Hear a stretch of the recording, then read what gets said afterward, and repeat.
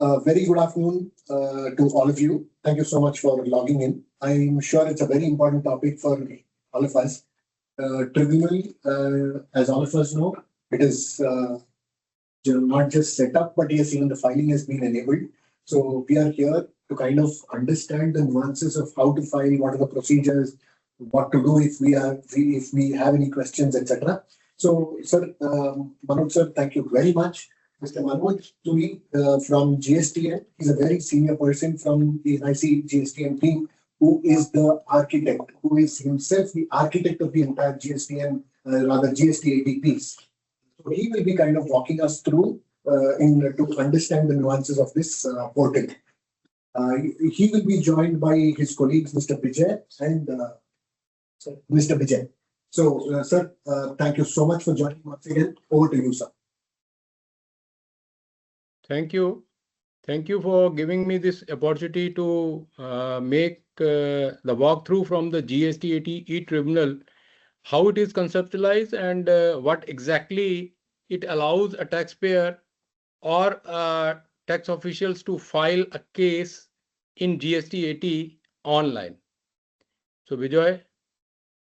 So, first of all, I would say what is the need to go for the GSTAT e-Tribunal application software. See, as of now, we know that in courts, there are a long queues available for filing a case, that too within limited time from 10 to 5:30, that too with a bulky paper set copies. So to eliminate all these things and to make it transparent, 24:7 available, and what at the more we can say that in Hindi, if I spell it out, court aapke dware. That means at your doorstep, court is coming at your doorstep. So registry, whatever registry wants that you should file a case, no need to go to the premises, sit at your home at the convenient place with a good connectivity and get it done. So with this concept, we have started this GSTAT e-Tribunal system, wherein everything will be transmitted online. Every information will transmit in turn from the registry or from the other side of the party, that is the respondent, to you online. Though no bar or no time limitations are there, it is available 24:7. Yes, two main factors are there, or two pillars are there. One is your mobile number, where the communication will be made through SMS, and another is the operational email ID, where all those notices, documents, and other things will be transmitted online to your system at your doorstep. So this is the one platform where all those requirements that is needed for filing a case, or for any reply filing, for court fees filing, or other orders, the interim or final orders that has been communicated from the registry to the party concerned, notices, those all will be available on a single platform.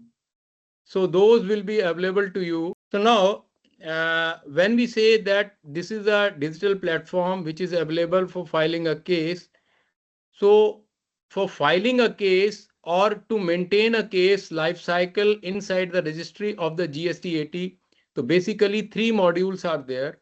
One is the e-filing, that is for external stakeholders. Another is the case information system, that is for the registry to maintain the case life cycle. And the third one is the document management system, which is nothing but a sandwich between these two modules, and keep all the information in the form of documents in it from the stakeholders, external stakeholders, from registry stakeholders, and the other parties. And this is a repository where all the documents are organized in various folders, and these are being communicated across the parties as and when it is required in a secured manner and tightly bounded by the security. Participants will be taxpayers, tax officials, authorized representatives, that means advocates, or income tax consultant, etc., members from the court, registry officials, GSTN, of course, the information which is available with the GSTN, that is the GSTN registration number for the taxpayers, and whatever the pre-deposit, etc., that has the ledger, the amount that has been deposited with the GSTN as a tax, and Department of Revenue, of course, under the umbrella of Department of Revenue, this all activity is being going on. So these are the major stakeholders for this GSTAT system. This GSTAT system is actually integrated with external softwares or external system softwares. One is the online payment of Bharat Kosh, where the court fees is being paid online or offline. Offline in the sense that through Challan, it is online, but outside the system. And through inside the system, if you want to make it make the payment, it can be done through the Bharat Kosh online system. Through GSTN system, we are verifying all the credentials of the stakeholders, the taxpayers, the tax officials, etc. And whatever data is available with them, that means APL 04 from the first appeal and the other parameters, metadata, which is already existing with the GSTN system, we are not asking to get it deduplication of that. We are just fetching online to use that authentic data, and it is being presented to this system, GSTAT system, which is required for case life cycle. And the various master sites are there, various officers in the jurisdiction that is dealing at the back office, various members, their credentials, etc., etc. And we are providing that personalized dashboard to the taxpayer, wherein he will see all the up-to-date status of their cases, along with the documents, along with any interim order that is passed by the court, along with final orders, and along with all the documents or submission side of the party. To go anywhere, just go to your dashboard, that is your own dashboard, personalized dashboard, open it and find out everything at your doorstep. So with this concept, where we have devised this GSTAT system, we have kept one thing in mind. Our Honorable Prime Minister says by 2047, he wants to see the India paperless. And you know that the courts are the biggest area where tons of papers are being filed. And there is a problem to hold it in the various large godowns, weeding it out to preserve for such a long time. So to get away that, this concept of digital court or digital e-tribunal has been devised. Next, Vijay, next. So if you see this screen, this is the case life cycle completely, or rather from filing by the stakeholder, the taxpayers, till its disposal. So the path, the journey path is being shown with the various milestones. I'm not going to read each and everything. We will share these slides with you after this lecture is over. So you can see that, but majorly I cover that. It's first is the registration, then e-filing, filing procedure. Filing procedure is nothing but the 8 to 10 tabs are there through which we are recording the various information. Some of them as being transmitted from the GSTN system. Some is required by the taxpayer to file in at with the case, and any payments that has been made, its receipt through Bharat Kosh, that is also to be added to here. And then it goes to the registry part, wherein scrutiny is being done. Any defects are filed, that notified, that is being transmitted to the party concerned. Then refiling is done, and that's the inside of registry, case registration, its listing, its order, its proceedings, etc., etc. And ultimately, the outcome of that order, final order, which is APL 04A. That is being updated to the GSTN system, and ledgers are being adjusted according to the final order. and the taxpayer is supposed to be paid according to the final order. So this is the case life cycle is being maintained through various milestones online itself. There is no paper is needed at any point of time with this case life cycle. Vijay, next. So that we have some of them we have already covered while I speaking, that who can participate in e-filing system, what will be the users of case information system, and what the document management system will be accessed by which user. So these are the user side and functionalities. As and when we come to the live session, we will see what are the functionalities that has been covered for the taxpayers. Taxpayers need not to know what the case information system, what are the various users and what they are doing, because their outcome will be served to their doorstep, that means on their dashboard, and they will come to know what action is required to be taken. So in that way, it is nearly online system where you can see at what stage the case has been passed, what milestone it has been passed, and where it is now pending, and what is a next action to be taken. Integration we have already told. So now we are coming to the various forms. First is the DRC form. If we take from the adjudicating authorities, from DRC form, it is coming to the APL 01 or APL 03 that is being filed at the first appellate authority. And APL 02 is the acknowledgement, and APL 04 is the final order from the first appellate authority. If that is being challenged, so that is being challenged into GSTAT in the form of APL 05. That is nothing but your synopsis, your appeal. And APL 07 is from, if department side, if it is filed, it is APL 07. Once it is filed successfully, APL 02A, that means acknowledgement is being created and being shared with the filer who has. So now APL 05 and APL 07, I was saying, when the taxpayer is being case is filed, its summary is created in the form of a PDF, which is called APL 05, along with the metadata, along with the other documents in support of the case that has been filed. So this is being, but is nothing but the whatever metadata you have entered into various tabs, that is created in the PDF form, which is supposed to be signed digitally by the taxpayer and submitted online. APL 07 is the similar way, but the other side. That means that tax officials will file against it APL 04, which is the final order of first appellate authority.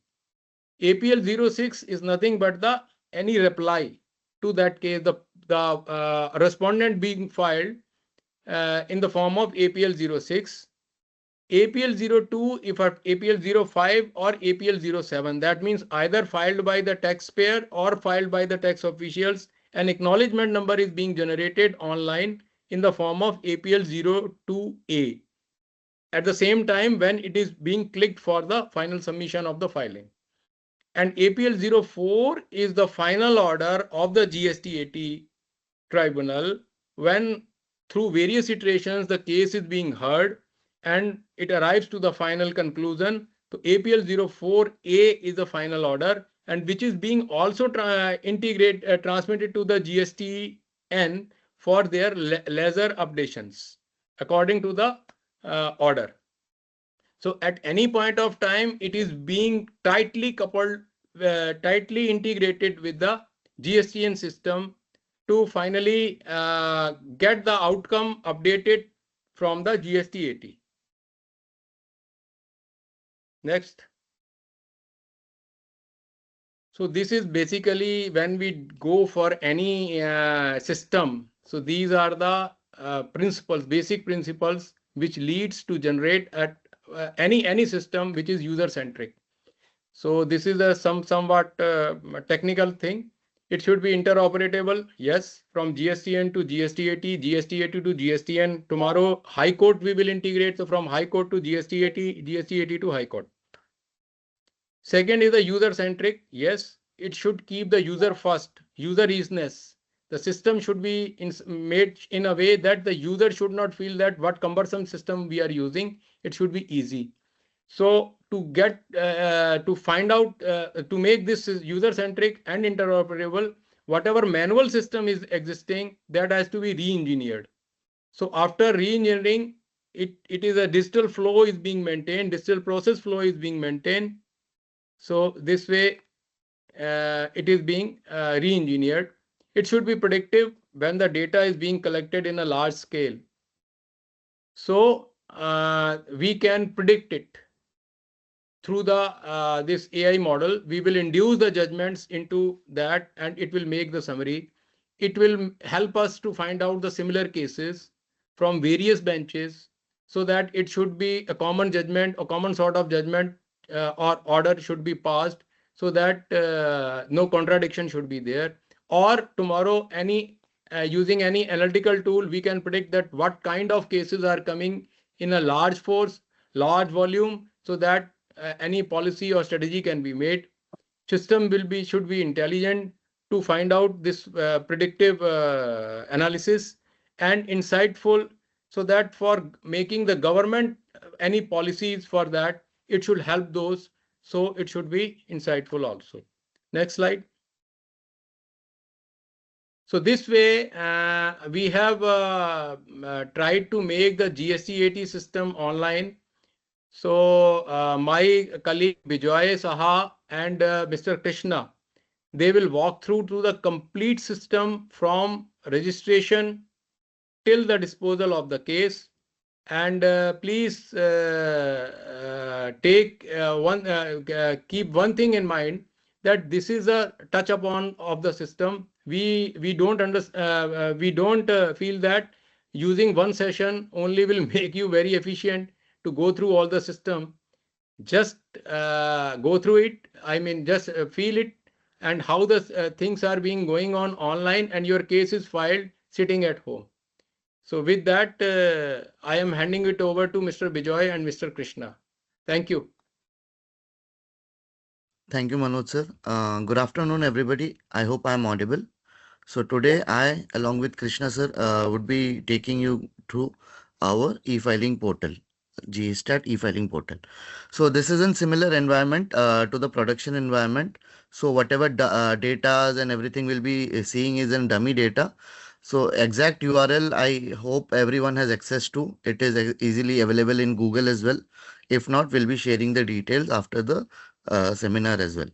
So first of all, when we enter the URL, we kind of land in a page which looks like whatever we are seeing in the screen. So this is what we called as a staggering page.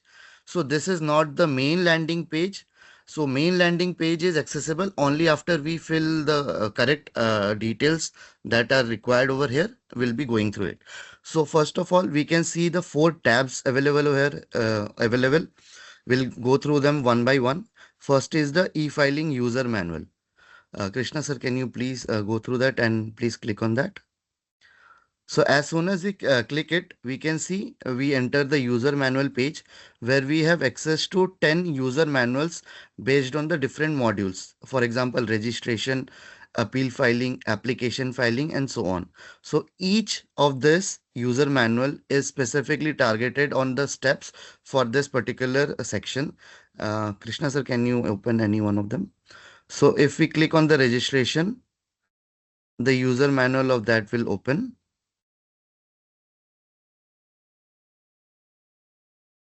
And the user can go through the modules. So here we have the simple explanation on how to process towards the e-filing, the required registration steps, where to click on the buttons, which exact buttons to choose, and which details to fill up. So similarly for other modules, for example, appeal filing, registration, etc., we have the modules. So we request you all to please access these modules so that you have better understanding on how to process the following requests. Krishna sir, can we go again to the staggering page? So next we have the videos, that is the tutorial videos of the GSTAT processes. So here we have different training videos for appeal filing, uploading documents, refiling, filing of additional document, registration. Sir, can you please open the appeal e-filing one? So as soon as we click it, the videos are accessible.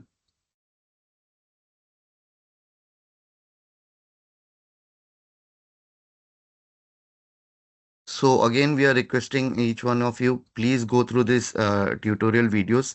These are really helpful and accurate with respect to what is actual in the website. So next is the e-filing template. So these are nothing but an Excel format of the tabs, exact replica of what exact details and fields are required to be filled once we enter the website. So this is how the e-filing draft Excel looks like. Krishna sir, can you go to the first sheet? Vijay, I just Yes, sir. want to interrupt here.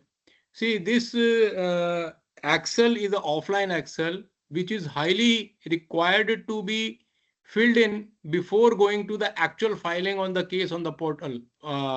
Because if you do all this exercise offline first, it will be easy for filing the case within no time. Otherwise, just holding one session to fill it, to think it, and then to create a text over there, and then to find out where are my files are lying, and then here and there I am searching and then uploading it. It will take more time. So to avoid such collision of various users at the single point of time, it is highly advisable that you create an offline Excel first. This is exactly replica or the various tabs which were going to be filled online. You create that, and in that case, simply copy paste. If you do that, it will take no time to actual filing of the case. In all the documents and the metadata will be organized pre-hand for starting the actual filing procedure. Thank you. Thank you, sir. So first sheet is the checklist. So checklist is something an user should read through, understand what are the requirements as per GST rules. Are they complying with that or not? So we have an checklist of around 29 points. So which is exactly based on what the scrutiny officers would decide whether the appeal filed has any defects in terms of the details they have filled or the documents they have filed are correct or not. With respect to these, the scrutiny officer may raise any defect. So to avoid any such defects of marking by the registry team, the user should ideally file any appeal with proper details and correct documents. Krishna sir, can you move to the first sheet? So here we can see the order details, basic details, case details sheet. So these are the exact replica of how the tabs are in our application. What are the details that would be asked in the application? So for example, we can see what is the ARN number, whether the ARN is available or not. So ARN, CRN are the application reference number or the case reference number of the APL 01 or APL 03 order, appeal number, which are related to that. So, assuming every user should have their ARN available with them if they have the APL 04 or APL 02 rejected, which they want to contest upon in GST 80. So similarly, we have other sheets, basic details tabs, case details tab. So user are requested to go through them, fill the details, prepare the details with respect to the details asked over here, and then log into the application so that the process is easier and time saving. Krishna sir, can we go back to the application?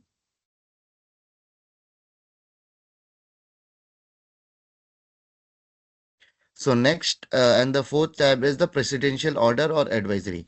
So any orders or any advisories that are released with respect to GST 80, so that would be available here over here. So currently two orders are present. First is the presidential order.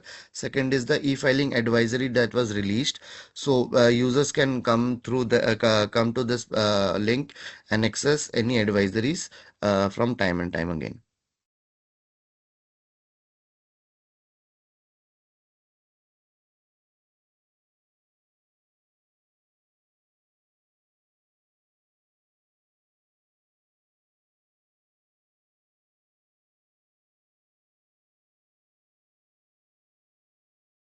Okay.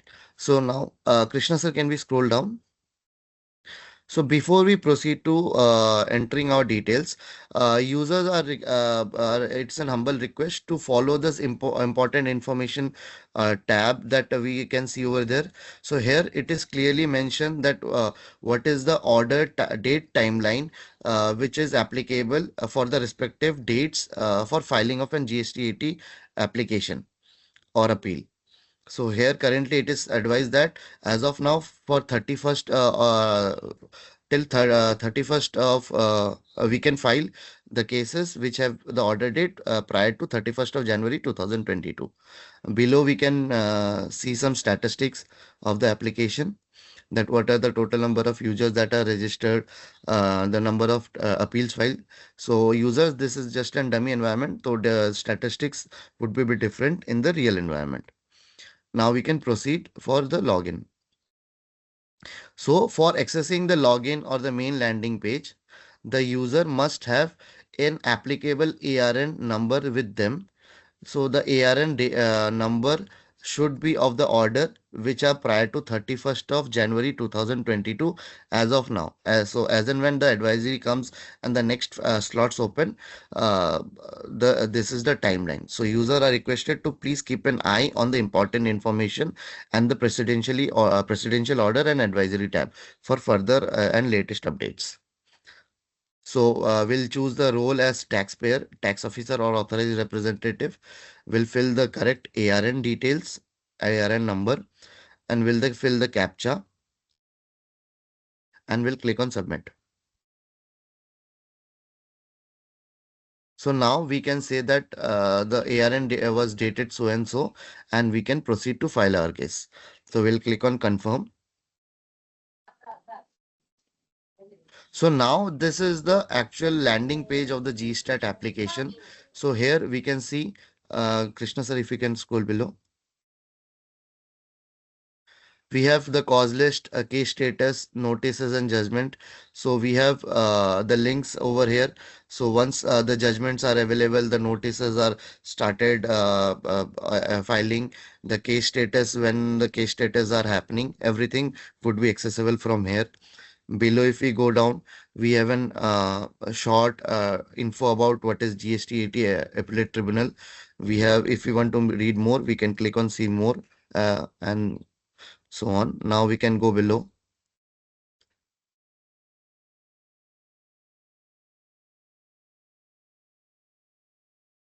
So here we can see the statistics, the same that we were able to see in the staggering page. Going below, we can see GSTAT facilities, short infos about what are the facilities available in GSTAT. Also the user guides and all will be also provided over here. Going below, we will have the relevant videos for now. We have the same the tutorial videos that were shown in the staggering page. And below, we have few links for the cause list, case status judgments. The user can access them. Now we'll go to the registration. So for all types of users who want to access the GSTAT applications, user registration is mandatory. So here mainly there are four types of users. First is taxpayer, second is tax official, third is authorized representative or legal representative. So this type of users comprises of any types of representative that would want to be part of an of this GSTAT dispute, either from the side of an taxpayer or from the side from tax officials. And the last one is any other. These are for the specified government officials. So mostly for filing an appeal, either the user would have to come to log in as a taxpayer or tax official. As of now, authorized representative filing is not enabled. So as and when advisory comes, it might be enabled. So then the authorized representative would be able to file an appeal. But as of now, they can only file documents and applications and can represent the parties in person or in virtual mode. So for filing of an appeal, we'll click on either as a taxpayer or tax official. So for this demo, we'll click on taxpayer. So taxpayer is someone who must necessarily have a GSTN number with them. And for tax officials, they have some BOIDs, that is back office ID provided by GSTN to them. So the user must have their GSTN number available over there. They'll fill the CAPTCHA and that will fetch the mobile number in a masked format. They will have to fill their details. They will have to fill their login ID, email ID.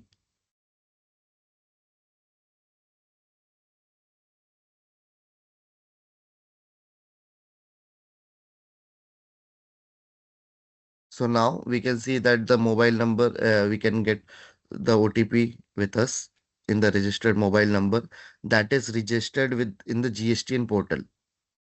So any updates in the mobile number, any changes in the email IDs, these details are directly taken from GSTN website. So any changes that as of now is required, the user must go to their GSTN portal and update the details because the two systems are tightly integrated between them. So now we can see that as the user is already registered, so it is showing the message that user ID already exists. But if the user is coming from the first time, the user will be filling the details and can proceed forward. So now we can move to login, assuming the user has successfully registered themselves.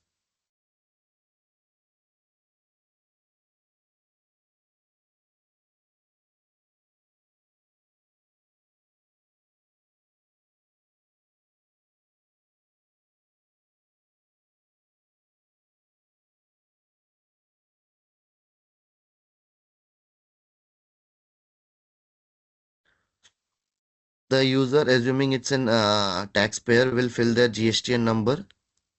They they will fill their password.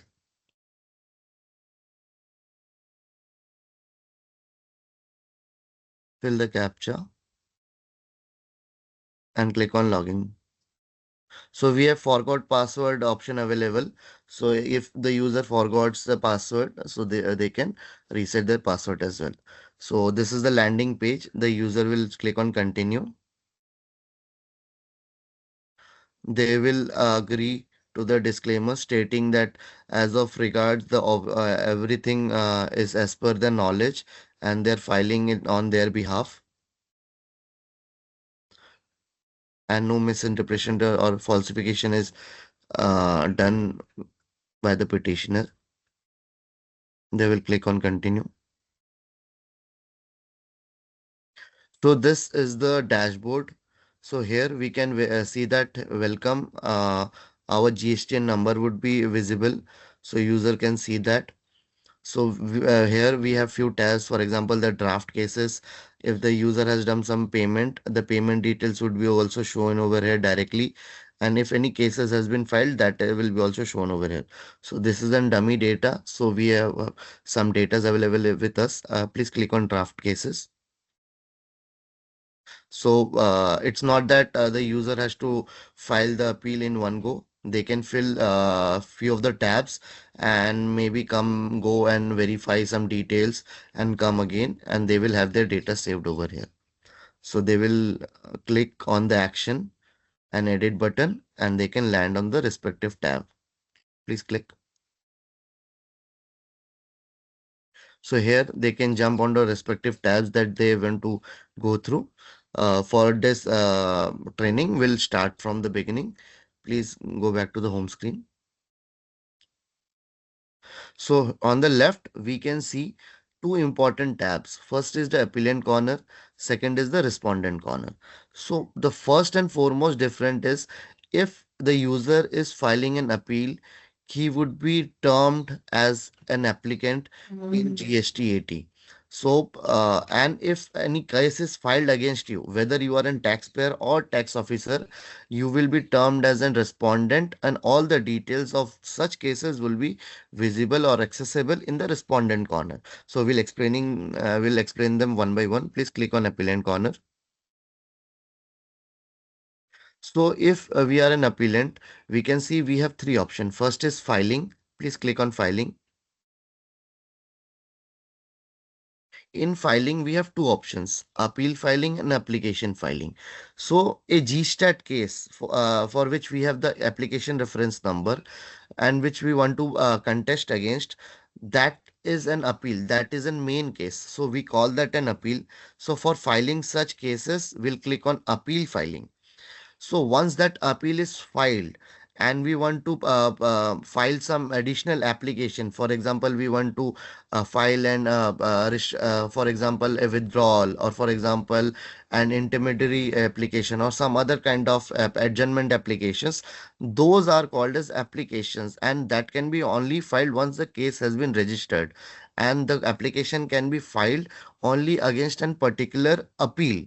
So for those scenarios, the user will come and click on application filing. So as we want to proceed with main case filing, we'll click on appeal filing.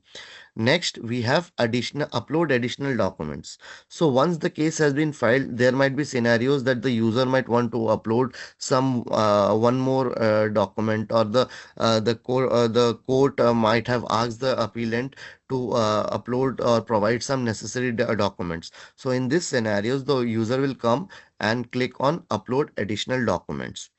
Next is refiling. So for example, a few minutes earlier, I told that sometimes it might be the scenario that the user has filed an appeal with some datas which is not correct, or the document uploaded has some interpretation, or that is an incorrect document altogether. In such scenarios, the scrutiny officer will mark such appeal as a defect, and they will ask the user to correct the following defects. So in those scenarios, those defect will come in the refiling tab. The user will receive an SMS and email stating that your particular appeal was marked defective. Please visit the GSTAT application to rectify it. So on those scenarios, all those cases will be accessible in the refiling tab. The user will is required to come over here and proceed accordingly. So now we'll start with filing of an appeal. Sorry, Krishna sir, can we go back and we'll explain the respondent tab as well?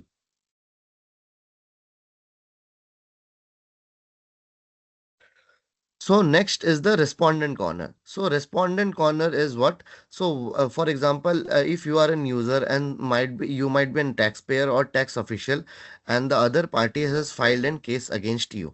In such scenarios, you are expected to file and reply. You are expected to be available in court, whether in person or virtually, and you might be required to upload your documents as well.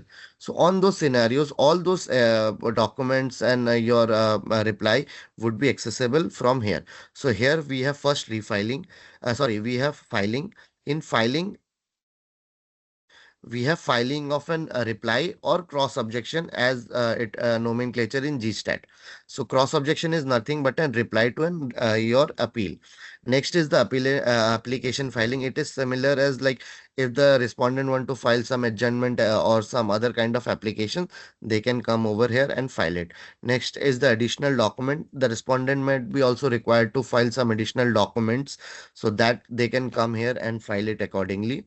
Next is the refiling. So for example, the your reply is also marked defective because of some scenarios. In those scenarios, you are required to come in the refiling tab in the respondent corner and proceed from here. And next is all the replies or the cross objection that you have filed would be accessible in the last tab. Next is the my account. My account, we have my cases. So all the cases that you have filed will be accessible over here. All the applications that you have filed would be accessible over here. Any kind of reply you have filed will be accessible from here. Next is the case documents. All the case documents that are related to your cases would be accessible from here. And the next is transaction history. Any kind of payment that you have made, or whether virtually or offline, or whether online or offline, those detail capture in GSTAT application would be also accessible from here. And last, and the important thing is the download functionality of e-signing tool.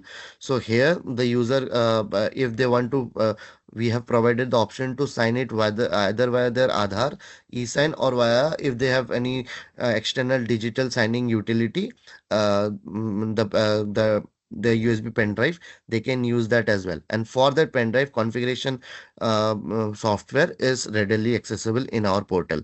So user can click, then access whether they have the Windows, Linux, and Mac functionality will also be soon available over here.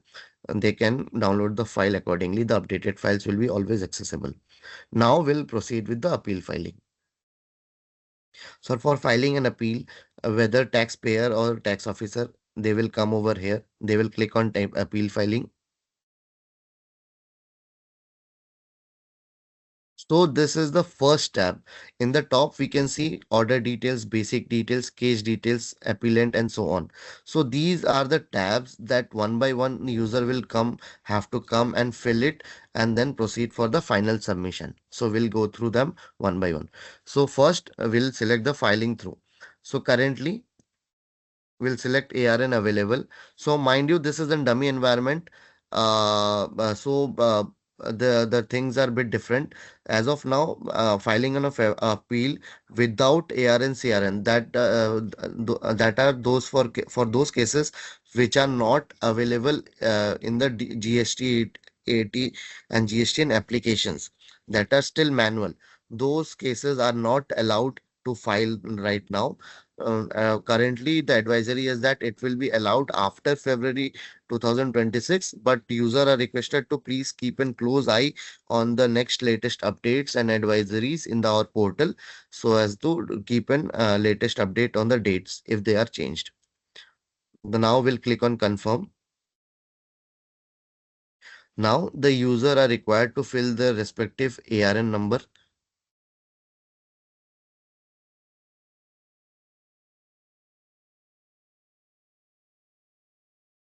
So now first your GSTN number, order number and order date will be shown. So user are requested to verify them and click on select.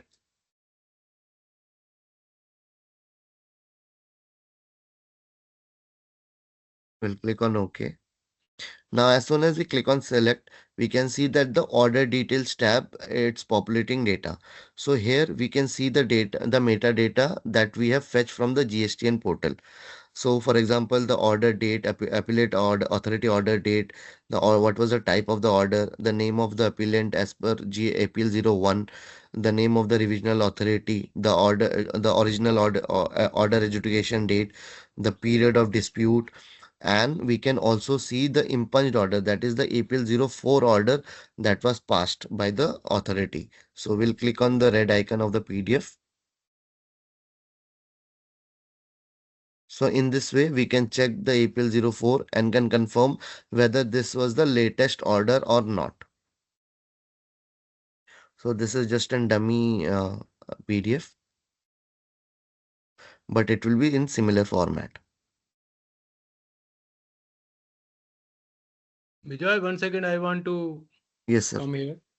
So we have seen that the metadata which relates to the first appeal that has been filed and its order in APL 04 form, the data is prefetched from the GSTN system and it is filled in.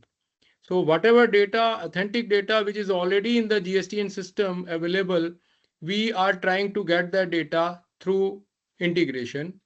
So this saves the time and the data validity, the data authenticity, the data correctness, we can find it. So this ensures the two benefits to us from the GSTN system. Thank you. Thank you, sir. So user can confirm this detail, or in some rare scenarios, it might be that there might be some revisional orders and which might not be available in the GSTN system, which might be present manually. So in these scenarios, the user can click this is not the order.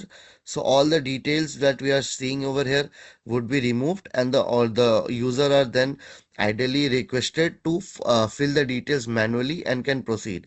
But then the user has mandatorily upload the latest document they have, which would be scrutinized by the registry team, and if any defects are identified, those will be sent for refiling as well.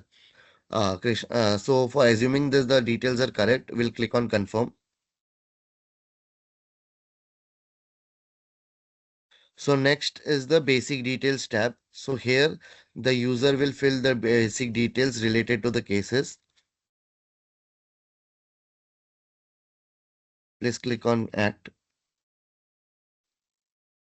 They can select more than one act. The section will be auto-selected. Yes. Now the case type is auto-fetched. This is an appeal. Now, this is an important question which asks that does the appeal application involves any issues which over which principal bench has jurisdiction in terms of the provision. So, for example, the case has issues related to the place of supply, or in other further advisory, there might be other types of case that might be included in the principal bench. So, on those scenarios, the user are requested to select this as yes, so that correct bench is selected. So if this is selected, it indicates that the user is saying that this order has some issues which are related under the jurisdiction of only principal bench, and the principal bench would be hearing it. Next, the user will select their jurisdiction of their appellate authority or the revisional authority of the order. It is either it can be state or center, and then which state or which zone of the center it was related to. So, for example, we'll be selecting center and Delhi. The user will select them according to whatever their original jurisdiction is. The user will select whether the original order had been passed by common adjudicating authority or not. So, for example, we'll select it as no only. And also the user has to select that which particular appellate authority or the revisional authority has passed the impunged order. So based on the selection of the jurisdiction and the state or the zone, the list of the authority will be populated. The user are requested to correctly select which regional authority passed the order, and then click on save and next.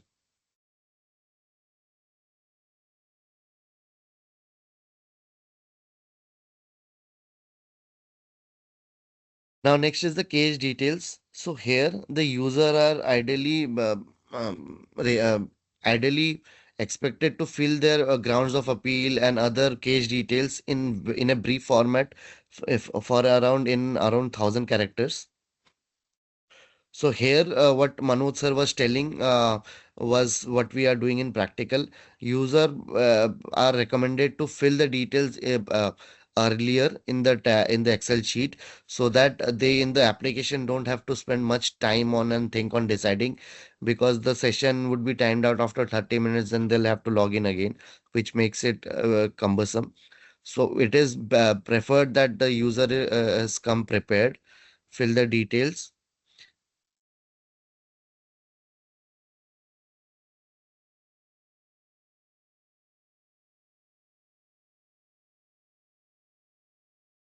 Next is the category of case.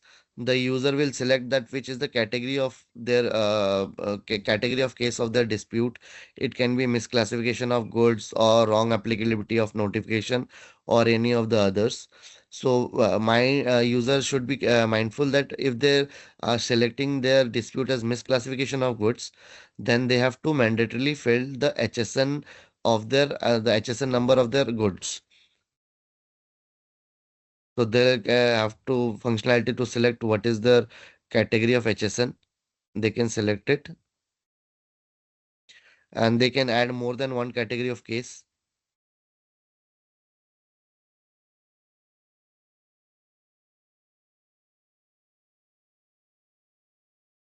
For others, they have to select what is the GSTN section and GST rule that was applicable. They can fill the amount involved if any it was present. It is not a mandatory option. Next is the case summary. So in case summary,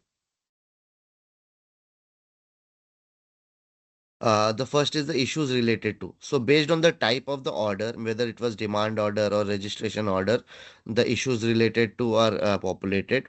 So for demand order, the issues related to might be different. For other type of order, the issues related to might be different.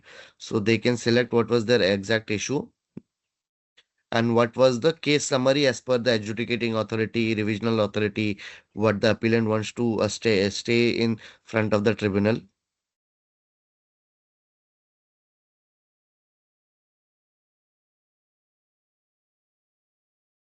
For time saving, Krishna ji, just copy it one and just fill it. We are kind of short of time. Now, about appellant is an important information that the user are required to fill about the business organization for which the dispute is related to. Like they have to fill about the constituent of business, the statute under which incorporated, and so on and so forth. The user can click in the like hover around the about appellant, and it will give an information of about what is actually required to fill it.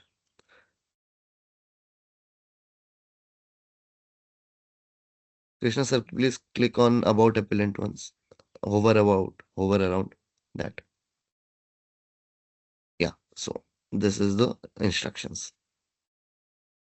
Please now proceed. Next is the statement of fact or the case history. User are required to fill what are the main milestones or the statement or the case history related to this particular case. What are the major actions that was taken by appellate authority, revisional authority, or by other parties or by the appellant themselves. Select the appropriate date and add a brief narration of the particular statement or that milestone. They can click on save and next. Then now the appellant details is auto fetched based on the login. So the user just have to verify them or just check them. So it will be auto populated. Now click on next, sir. Now the respondent name, please click on the list. So based on the earlier selection of our jurisdiction and the center or the state, the particular nodal is auto selected, which is non-editable.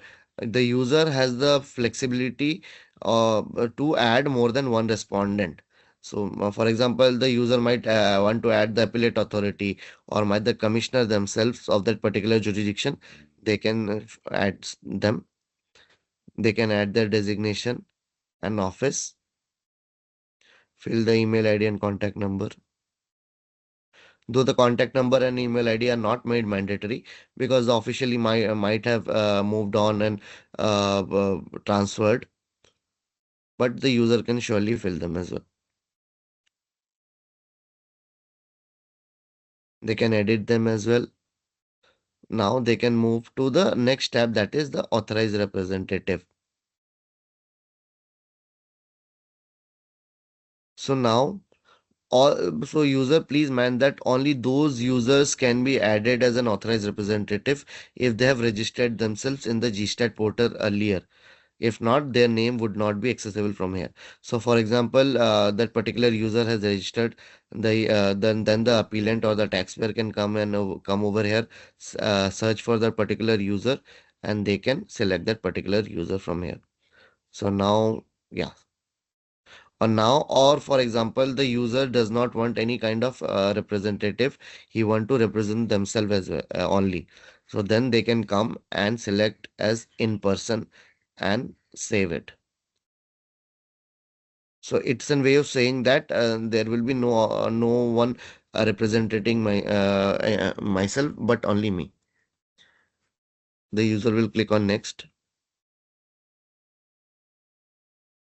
So if this is a demand order, so this tab is very important. So based on this pre-deposit tab, or the demand which will be confirming, which the user will be confirming, the pre-deposit will be calculated, which is expected to be paid in the GSTN portal, and then come back here again to proceed with the court fees payment. But so this tab is only important if your order type is a demand order or enforcement order, which has some penalty in it, or under which is under the in other words, which is has under section 129 in it. So now, for example, this is an demand order. So we can see the demand confirmed. So this is the demand which was confirmed by the appellate authority.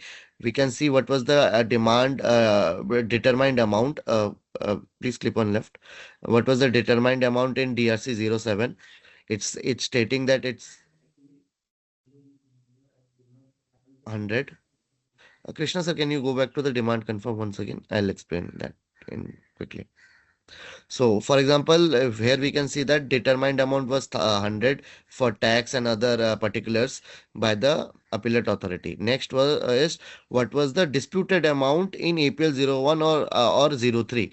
So, it's stating that the user has stated in APL 01 that 60 is the disputed amount. And what is the determined amount by the appellate authority in APL 04? So, 80 rupees was determined by the appellate authority in the particular tax segment, and so on and so forth. So user will verify them. Similarly, for it is for all tax units, that is central tax, state tax, integrated tax, and cess, and likewise. Now in total, what was the total determined amount? We can see that as well. So user will verify them, confirm them, and click on confirm details.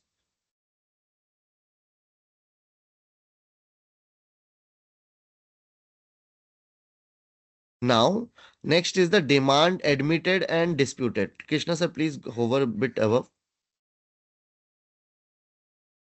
more, bit more, bit more to the to extreme top. Please hover to the extreme top. Top, Krishna sir, upper. Now, users, we can see that we are in demand details tab. We are in demand details. There are two segments, pre-deposit and court fees. So pre-deposit, we are in the pre-deposit tab. It is highlighted in brown. In now in pre-deposit, there are three segments: demand confirmed, demand admitted and disputed, and the payment of amount calculated. So in pre-deposited, we have already confirmed our demand. Now we are in the second tab, that is demand admitted and disputed. Krishna sir, now show me the table in left. Go to left, yeah. Now here, what was the demand amount demanded in the APL 04? It is stating as 80. 80 is nothing which was determined by in APL 04.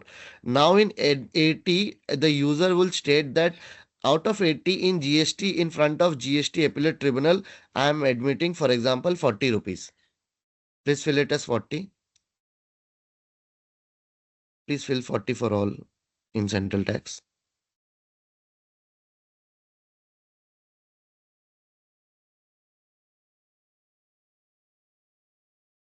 Sorry, users, we will try to wrap up in maximum 10 more minutes. Now, for integrated tax, user are requested to click here. It is directed. Please click there.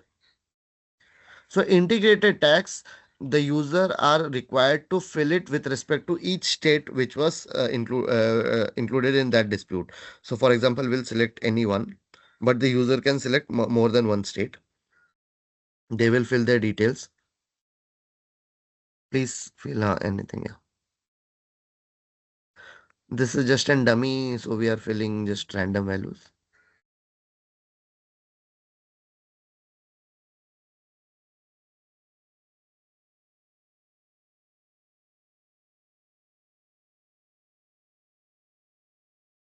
Click on submit. Now please go to left. Yeah. Now we see we are our whatever our admitted amount we have filled. Please go to the extreme right, sir. Now the total what is amount payable we can see tab wise. We can verify them and we can click on save and next. Now from demand admitted and disputed will land on the payment of the our admitted amount. What is calculated? Yeah, please click. Yeah. So we are submitting our admitted amount.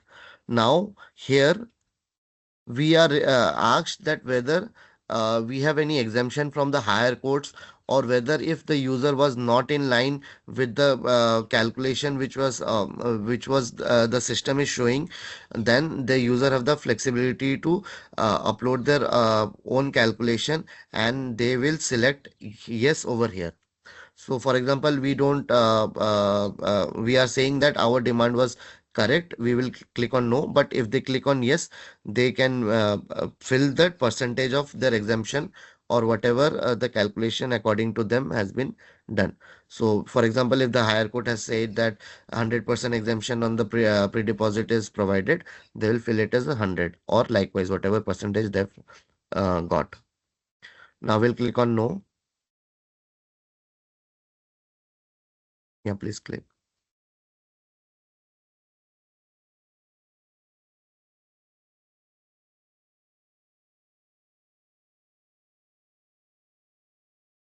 Now we can see that what was our demand admitted.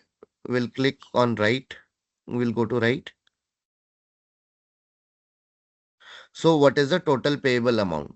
So now the user are ideally requested to go to the GSTN portal, do their payment, pre-deposit payment from their ledgers over there, and come back again. So if the payment has been done successfully, if we click on refresh, the amount payable would be adjusted to 000. So for example, we'll for now we'll click on save and next.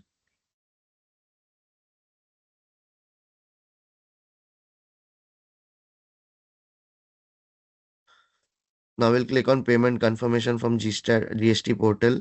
So now we can see that payment is not completed yet. Amount pending is so and so. So do you want to proceed without payment? So if the payment has been done, the user can click on refresh. It will be reflected over here. Or whether they are still in dispute, they can proceed with save and next. Upload the necessary and correct documents they feel are relevant and can proceed forwards. So we'll click on save and next. Next, now pre-deposit section is completed. Now we are still in the demand details tab, and now we are in court fees payment. So here, whatever court fees will be is required to pay, it will be shown in this portal. So here it is showing as 1,000 rupees. Now the user has the flexibility to pay it either via online payment or via the Bharat Kosh offline payment. So Bharat Kosh offline payment, we have provided the user guide as well.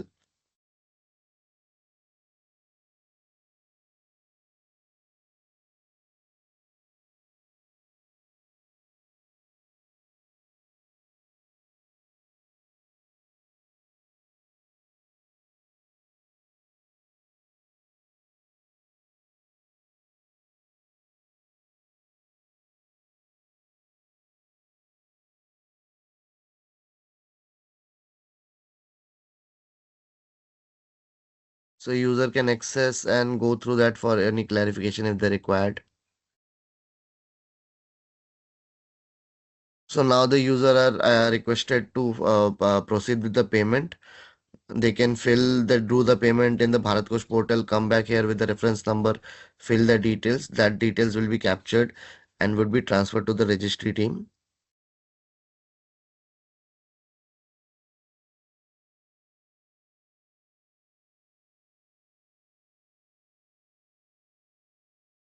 So now we can see that our details are saved. We'll click on proceed to next.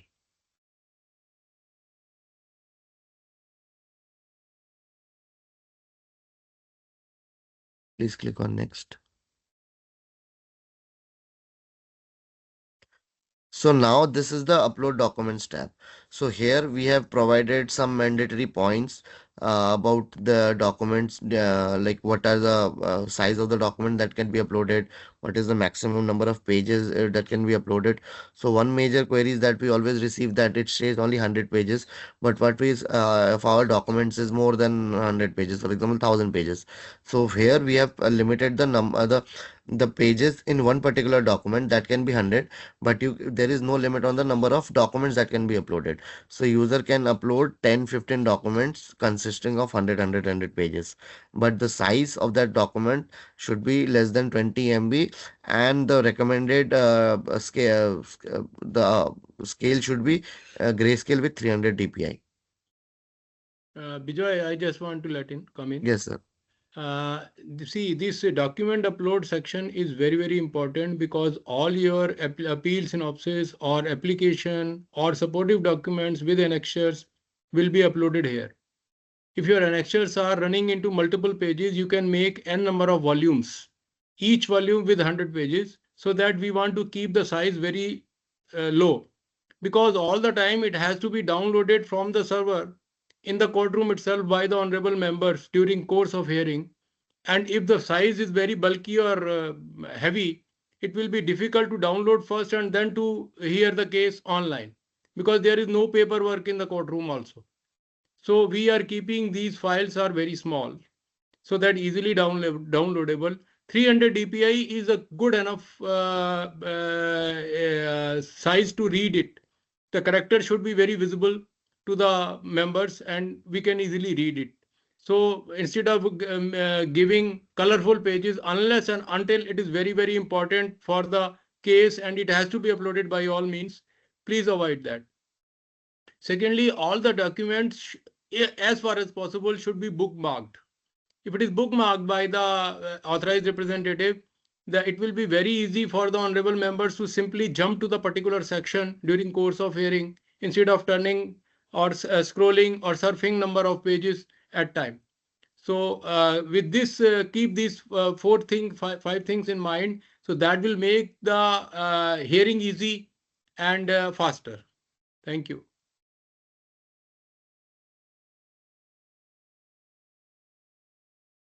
Thank you, sir.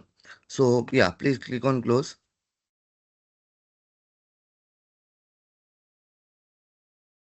So first and foremost, we have three signing facilities. So each and every documents, it is expected to sign it digitally. So the brighter side on this is that we have provided the Aadhaar based utility. Assuming each and every citizen of India has Aadhaar signed with them, they can simply click on Aadhaar based utility, sign it simply. It will hardly take 1 minute to sign it through that. But we have provided other functionalities as well. If we have the digital signing certificate, that can be also used. But digital signing is expected to required. If not, there might be scenarios that the document might be marked as defective from the registry team.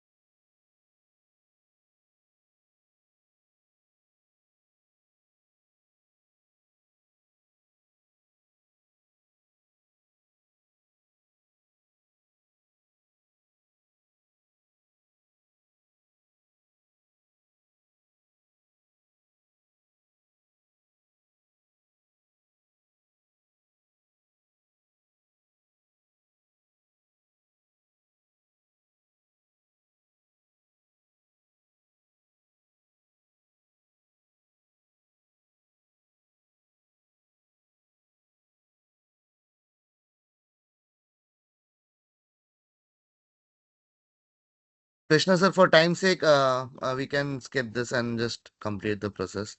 But like users, we can see that if we enter the correct OTP or TOTP, it would be successfully signed.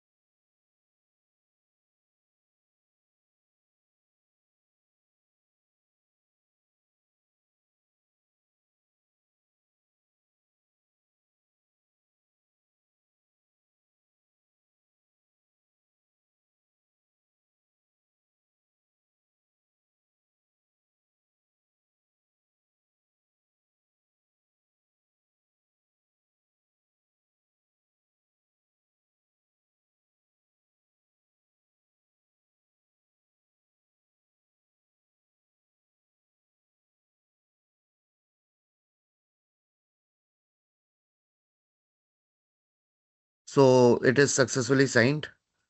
So now we can see that yeah, it is signed.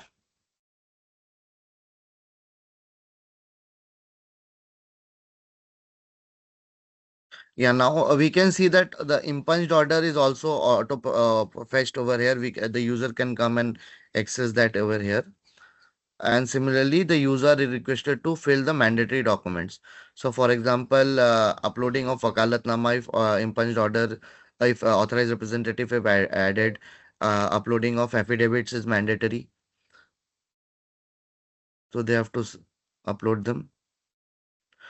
Now the payment receipt is mandatory because the Bharat Kosh, the court fees payment were done offline.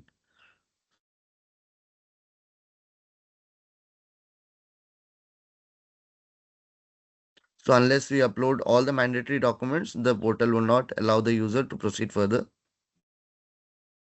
Now this is the last tab is the checklist. So users, we can see that this is the exact checklist which we were able to see in the e-filing Excel sheet.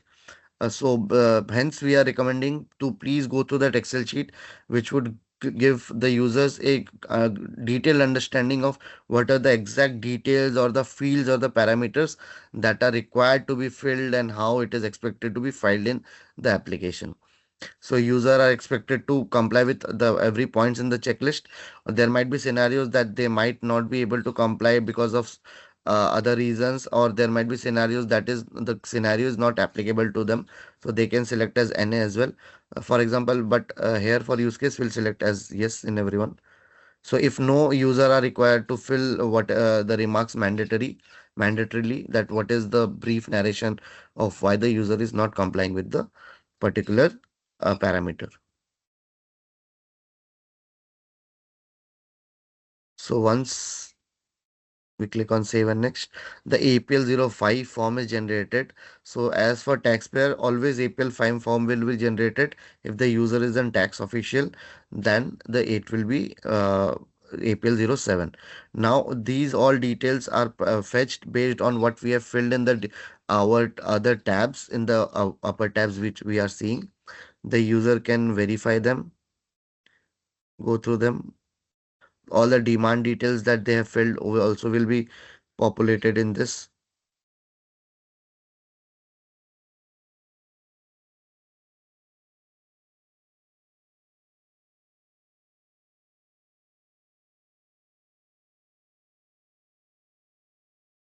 The payment details will be also captured.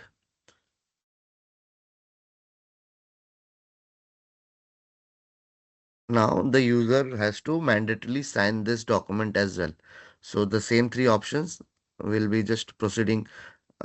Now just quickly we'll proceed to next final submit. They can download the document, sign it digitally and submit.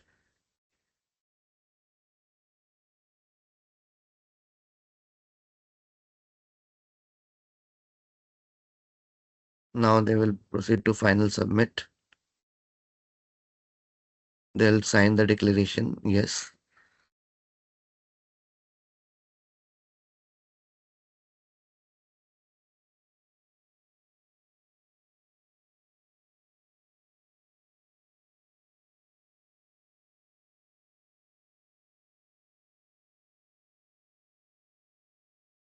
So now our form appeal has been successfully submitted. We can see that form APL 02A Part A, that is the acknowledgement for this appeal, has been successfully generated.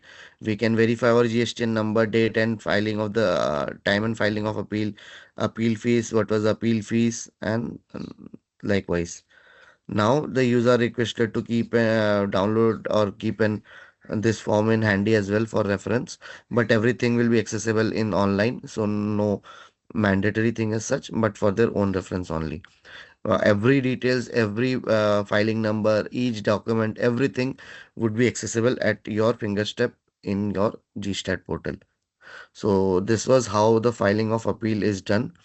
So that is it from the training perspective. Thank you, sir. Manoj, sir, if you like to. Yes, and I just want to conclude that we have gone through the complete one cycle of filing, how the appeal can be filed. In the similar way, an application to the appeal can be filed, n number of applications from either side, it can be filed. Similar way, and or if possible, and in other session, because it is such a large system, it cannot be explained in a single go in 1 hour session or 45-minute session. So it will be too lengthy, and to the viewers also it will be difficult to digest in a single go. So we have shown you, just given a glimpse that how a case can be filed. So now I hope that you would have liked it, and it is easy. In the beginning, of course, you can go through that tutorials, you can go through the videos, you can go through the manuals, wherever it is any difficulties, find out. And over top of that, you can raise a complaint also, and you can file from the call center. You can find from the call center also, I am facing this problem. They will probably answer in time how to go about and how to complete your filing. So I would request that please do the filing. If any hitch is there, it can be I mean easily gone through those handy manuals and videos available. And if necessary, we can impart the training again in the next session whenever it is feasible, for the refiling section and for any application filing section, etc., etc. So with that, from our side, it is completed. Thank you very much. Sir, thank you, sir. Thank you very much, Manoj ji, Vijay ji, and Krishna ji. Thank you very much. It was very elaborate and informative. Sir, as you rightly said, maybe one section is a little too much for digesting so much. We will definitely bother you for maybe 1 or 2 more sessions to go through the refiling, as you said, and possibly it's a mixed kind of a reaction that I see on a lot of faces here. So we will come back to you with a lot of queries, but just a few, sir. Sir, virtual hearing also is in the same platform, sir. Virtual hearing, the communication of links, etc. Yes, it is in the same platform, and it would be done through the registry portal. Registry will share you a link of the room or the particular court on a particular date, so that you can simply have to go through that. Simply join it, and you will enter into the room of the court, and when your case number comes, the link will be opened and you will start hearing in the same platform. Lovely, sir. Lovely. Thank you so much. And maybe 1 or 2 questions from the public also. I mean, people here. Sir, sir, I have a time limit to file an appeal, which is 3 months plus another 3 months of condemnation. Will it allow me to file if Pushot? Mike is on. Sir, will it allow us to file if the condonation period is also being breached for whatever reason, sir? Or will it block? For that also, it has been deliberated in various forum, and in the beginning, Honorable President GSTAT has said that condonation of delay will, if it is breached, limitation is breached, that does not disqualify to file an appeal. Yes, you can very well file, but the court will say, okay, you first file the application for condonation of delay. If the delay is condoned, then only your appeal will be heard. So it will be in 2 cycles. So when 90 days is getting over, so we are automatically asking that, okay, you file an application for condonation of delay, just to make 1 cycle less. Nothing more than that. Okay. Understood. Sir, one question before Venkat has one question for you. Sir, who should sign this appeal, sir? Will it be the director? Will it be the authorized signatory? Will it be the authorized signatory? Will it be the people? Details have been uploaded. On this also, as per the rule, taxpayer. Yes, sir. He has to Taxpayer. sign. All right. Though the authorized representative can help in creating those appeals and etc., all the metadata that has to be created, but ultimately it has to be signed by the GSTN number holder.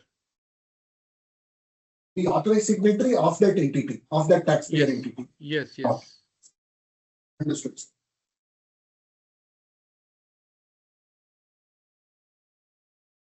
Yes, and all.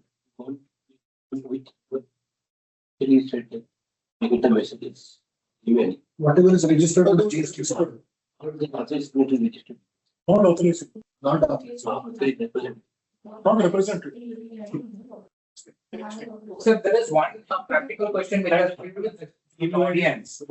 This is on if the original selection of jurisdiction at the time of filing is incorrect and the appeal is subsequently refiled by selecting the correct jurisdiction. Will the date of filing be treated as the original filing or will it be treated from the refilings? Sir, this is something like that. It Sir, has to be I have answered by the provided the answer in the chat box. Sir. Oh, all right. Okay, so, okay. Should be a correction of execution, it should be going back to the old date. Just like in High Court. Sir, in one of the points, sir, Manojji, you mentioned, Bijoyji, you mentioned saying filing of affidavit is mandatory. We understand that it is only wherever it is applicable. No, Yes, sir, of course. affidavit with respect to case is mandatory, sir. Okay. So that type of document selection affidavit, that is mandatory in the portal. So in affidavit, what you are adding, that is something I am as a technical person, I'm not sure of. But selection of that affidavit type of document is mandatory for all appeals. One question from Venu here. Sir, so many documents are getting uploaded. If there is an erroneous document, can it be subsequently deleted, like how we have a facility to upload additional documents? Can an erroneously uploaded document be deleted before the hearing? before filing submission of the case. Because you are not submitting the case, getting the e-filing done as long as when as you are uploading the document, you are having ample time to go through it. If any erroneous is there, otherwise it will be raised as a defect. It will come back to you. There you can delete it. Okay. So there is an option to delete later. No, yeah, rectification. Yeah, under rectification. Sir, once you upload the document, till the time of the final submission of APL 05 form, it is in a draft or save mode. Till that time, you can delete it. But once you final submit it, then it will be kind of logged. Till that time, until the case has been registered or the case has been marked as defective and will be coming to your portal, your dashboard, then an refiling tab you will be able to replace it. But once you final submit it, you cannot simply go and delete it. It would be captured in the application. One last question. Sure. Is that we saw the registration process when you were taking through, you were saying the registration is based at a GSTIN level. In fact, large SSEs will have multiple registration. In fact, it runs 50 plus registrations for large SSEs. The registration has to be done if all of them, hoping that not many appeals will be there, but if there is many appeals, then will a assessee need as many number of registrations? Of course, we have separate registrations for each GSTN. Is there a PAN level registration possible and deal the appeals under that particular PAN at level, because at least number of registrations can be simplified, sir. Can that be considered? PAN level filing. PAN level registration. Of course, under the registrations, all the GSTANs under the PAN. So that I don't have to go to open multiple accounts. Correct, multiple accounts. Registration. See, as of now, we don't have any answer with us because it has to be consulted with the GSTN. Then only we can answer that query. Got it. Got it. Just a suggestion, sir. Maybe we'll give it as a written representation also from the chamber, if that can be. So just one quick last question. What if there is a common adjudication authority for all India appeals? In that case, let's say DGGI cases. Bijoy, can you answer it? Sir, on those scenarios, while I was showing, there isn't one option to select. It is asking the user whether this order was under common adjudicating authority or not. So there, the user has to simply select yes. So rest whatever process flow it will be happening, that our application will take care of. From user perspective, they just have to select mark that selection as yes while filing the appeal. Interesting. I see. Because in all probability, in that process flow, there should be only one jurisdiction which is of the common, even if it is like multiple states. So let's say if the jurisdiction is in Mumbai, but if it is all India, we file it only in the Mumbai jurisdiction rather than 10 different states, right? Probably we'll have to see the process flow. That is what I meant. Sure. Thanks. Sir, thank you, sir. We have more questions, but we'll not hold you hold your time, take your time right now for that. Sir, Manojji, Vijayji, and Krishnaji, thank you so much for your time. We will get back to you for another session, sir. Once we are able to hear more from our members, maybe we'll collate more number of questions and give it to you in advance so that we can have a more, we can start off with the question and answers directly. Thank you. Thank you. We Ji. will. Thank you so much. Thank you, sir. Thank you very for much. taking Thank time. you, sir. Thank you. Thank you. Shiva, sir, presenter.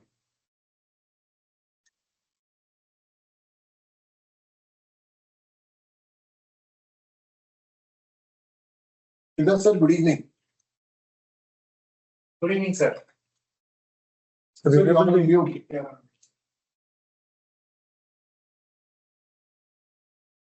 Sir, we are not able to hear you. We are not able to hear you, sir.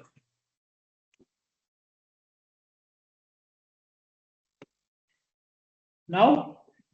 Yes. Yes, sir. Perfect, sir. Perfect. Good. Sir, very good evening. Sorry for the delay. There was an overrun in the previous one. We had a previous discussion with the people from GSTN and NIC walking us through in terms of how to file the tribunal appeals. So they gave us a walkthrough of the platform. Very interesting one.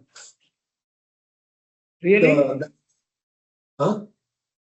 You seriously, you think it's very interesting one?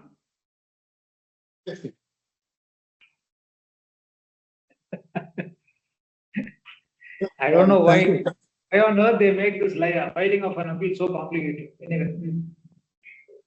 Thank you for your time. Thank you so much, as usual. We come to you for a lot of things. So today is one such day. We have the next 45 minutes or maybe an hour where we hear from Mr. Shivdas on the, what are the kind of issues that are really coming up before the tribunal.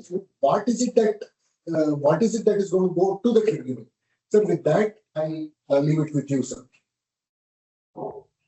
Okay. Good evening to all of you.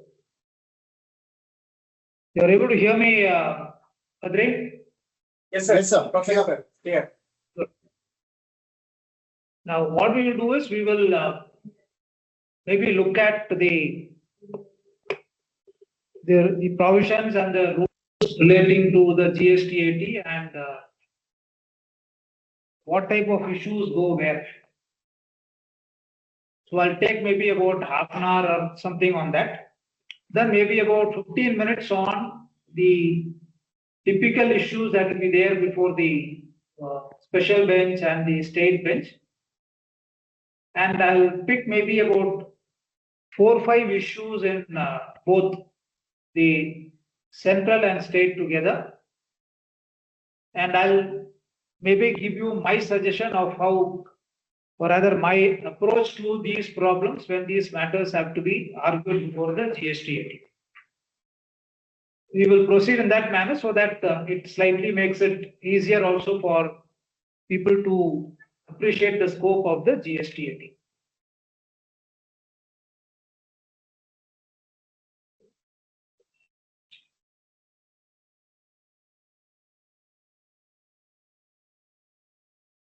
So typically how all of us know is from the adjudicating authority, the appeal will go to the appellate authority, and from the appellate authority to the tribunal.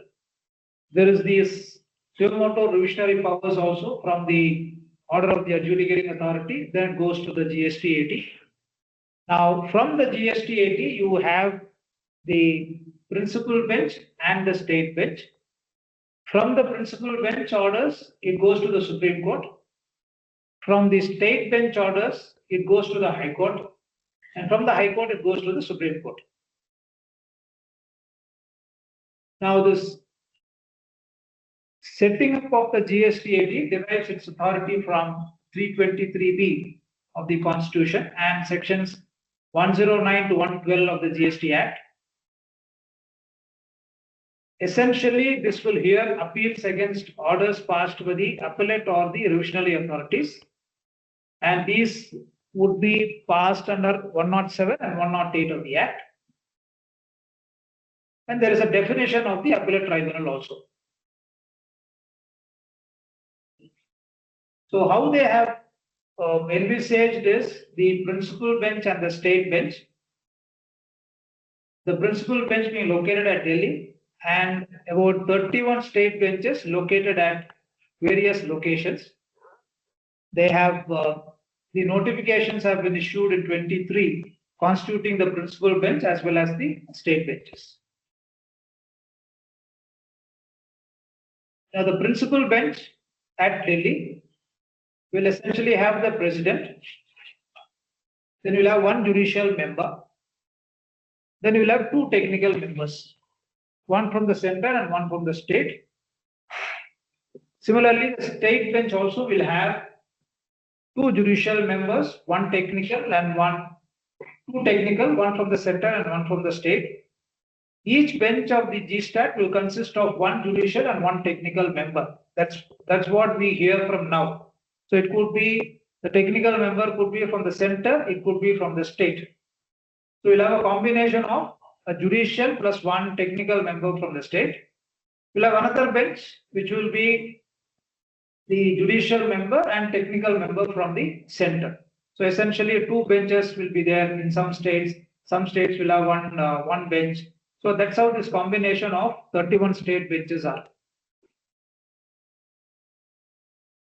24, Justice Mishra has taken over as the first president of the GSTAT. And I think the official website for the GSTAT has been made live at the GST tribunal. Now, all of you would have heard that in the recent GST Council meeting, the operationalization of GST has been discussed. So now this will be made operational for accepting of appeals by the end of September 25 and to commence hearing of the appeals by end of December 25.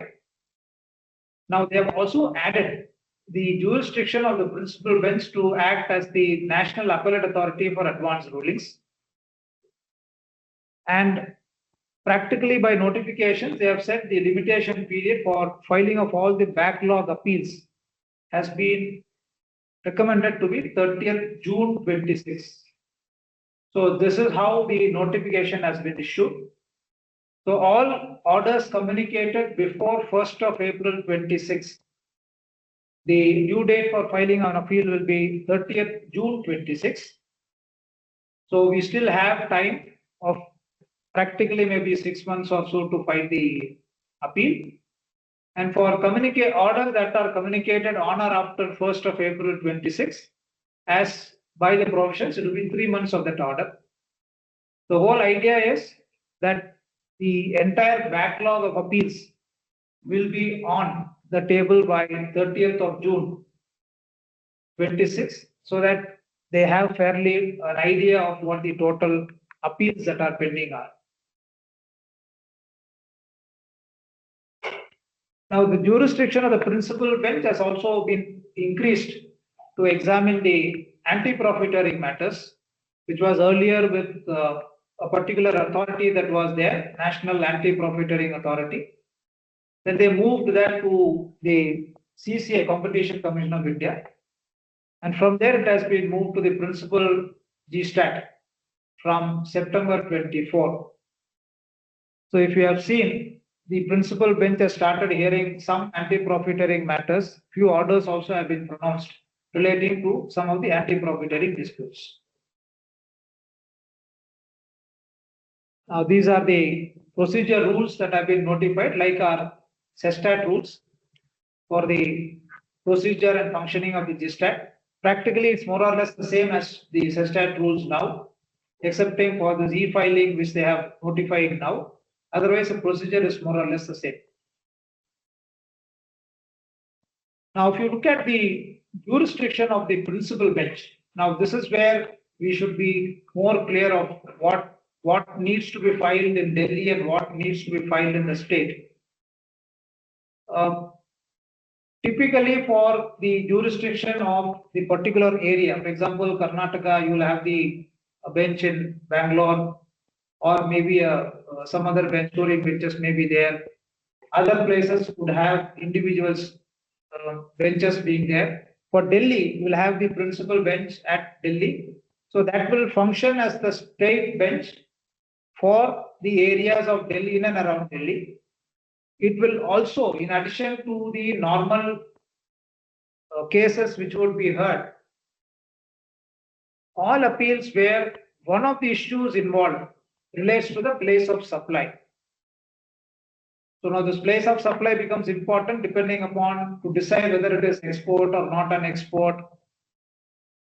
So therefore, or is it the supply takes place from one state? Is it from the dispatching state, or is it from the receiving state? So depending on that, that will be very relevant to decide the taxability. So since more than 2 states are involved, and maybe the transaction between from the country to and outside the country also is involved, they have moved the place of supply issues to be heard to only by the principal bench. I am not too sure whether a simple export of services where the place of supply is not in dispute, but other issues are there, whether that would be heard by the state or that also would be heard by the principal bench. Because I don't find much of a dispute that can come on a place of supply where more than one state is involved. It will always be from one state and from that state to outside the country. So for example, if you have export taking place from Karnataka, so if the dispute is essentially whether the export takes place from Karnataka or the place of supply remains in Karnataka, I don't see a justification for having these matters being heard by the principal bench in Delhi. But I don't know, that's how they have made the provisions. Maybe there would be some changes that can come about later on. In addition to that, the matters relating to covered by section 171(2). This is the anti-profiteering mechanisms. So that also will be decided by the principal bench. Plus, the government also can, on recommendations of the council, notify other cases or classes of cases which shall be heard only by the principal bench. Now, that is how this notification has now been issued, where the matters are pending between 2 or more state benches, and if the bench is satisfied that an identical question of law is involved in both these state benches, maybe the president can move the matter to the principal bench. Similarly, where the provisions of section 14 or 14A of the IGST Act is involved, for example, the OIDR related issues, where what would be covered under OIDR similar to the export of services, that they have tried to move it to Delhi. Similarly, where the issues are covered under section 20 of the CGST Act, for example, the ISD related issues, where you move the transfer the credit from one state to another, either by a cross charge or you do it through a distribution. That also the president has issued a notification saying that these matters would be held or heard by the principal bench in Delhi. So if you look at it in that manner, apart from the normal disputes that will be heard by that principal bench, as a state bench in that area, it will also hear place of supply disputes, it will hear anti-profiteering matters, it will have OIDR services, and will also hear ISD related issues, and where the president is convinced that identical question of law is involved between where the matters are being heard by two benches. Now, how the last one will work out, etc., I am not too sure.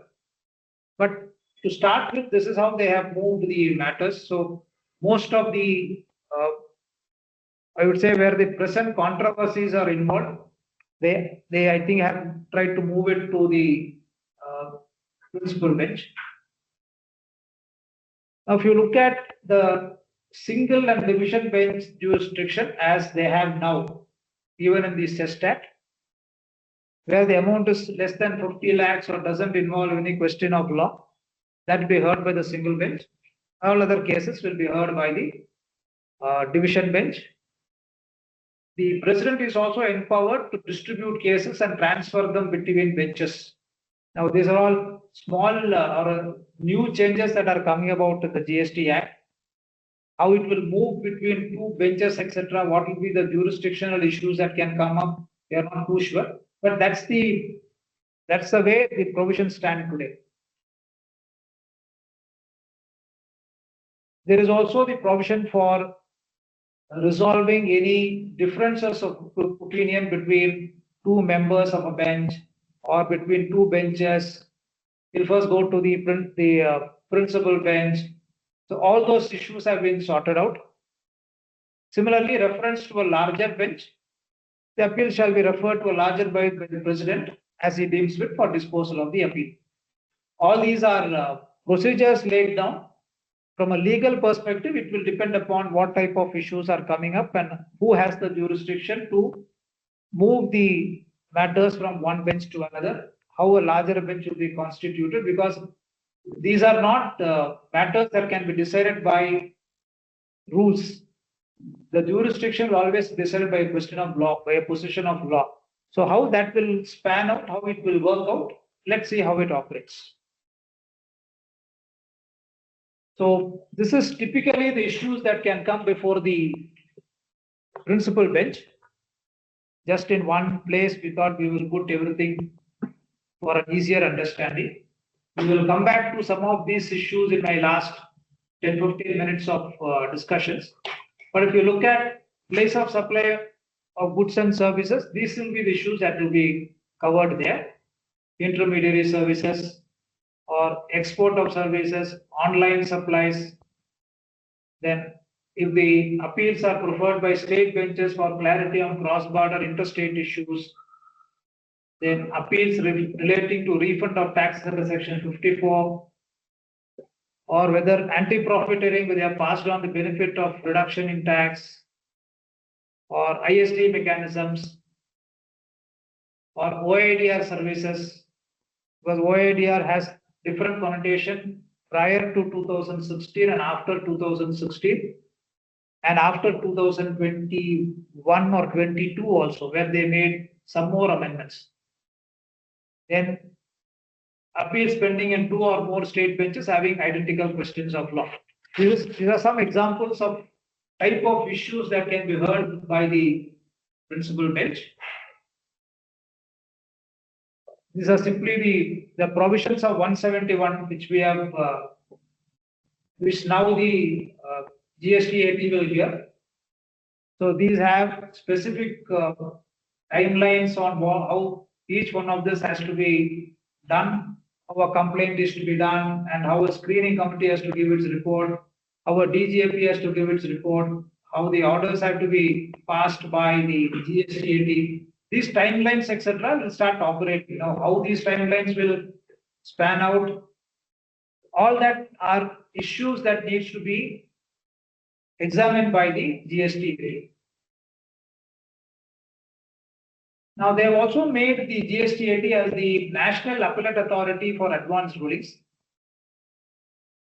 All of you will recall, sometime back, there was a proposal to have this National Appellate Authority to set it up, where they wanted to hear where there are conflicting advanced rulings given by two appellate authorities, or against the appeals of the appellate authority, should you go to the High Court or should you look at the advanced appellate authority for advanced rulings? If I remember correctly, I think about a couple of years before this proposal was there.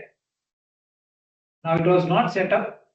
Now they have given the GST principal bench of GSTAT the jurisdiction to function as the National Appellate Authority for advanced rulings. So this will be the same as constitution of a normal GSTAT. So you will have the technical members as the state, center, etc. It is quite possible that the GSTAT members themselves will function as the National Appellate Authority, or they could also appoint special members exclusively for this. It's quite possible. But to start with, I don't envisage separate functioning of this in AAR. Over a period of time, depending upon how many matters go there, they may constitute a separate bench only for this.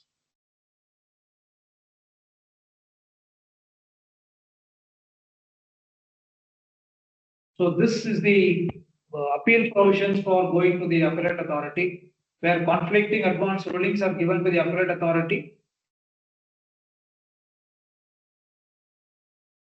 So this, an officer authorized by the government or an applicant will go there. Now the question is, how do you decide who will go? Because there are two advance rulings. The one who is facing it against him, will he go?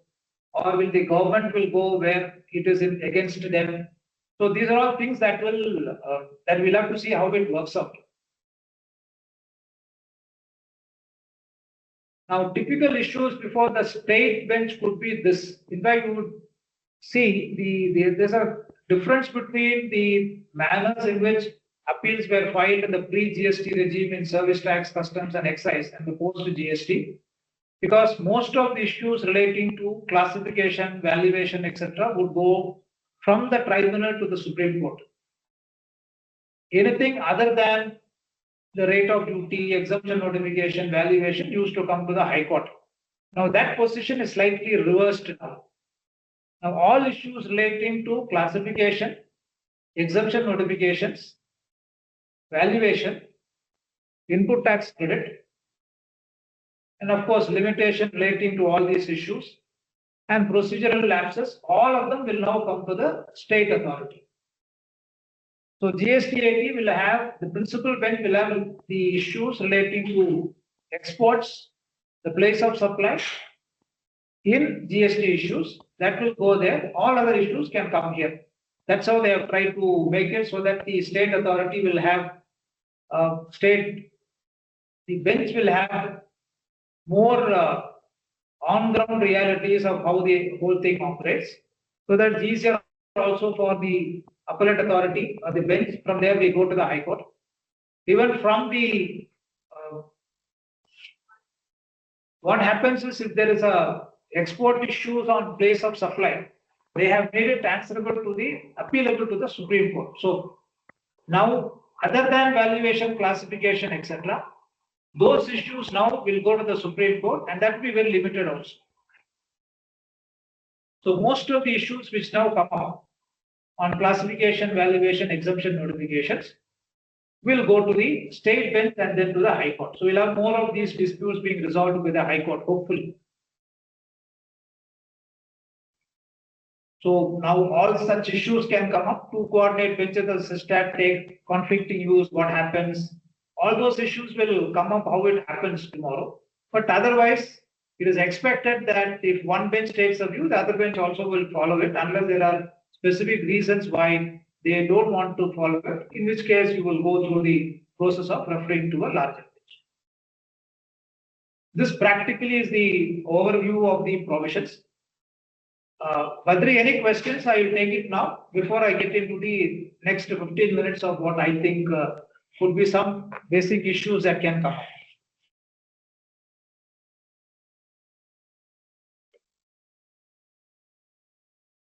We'll just see the chat.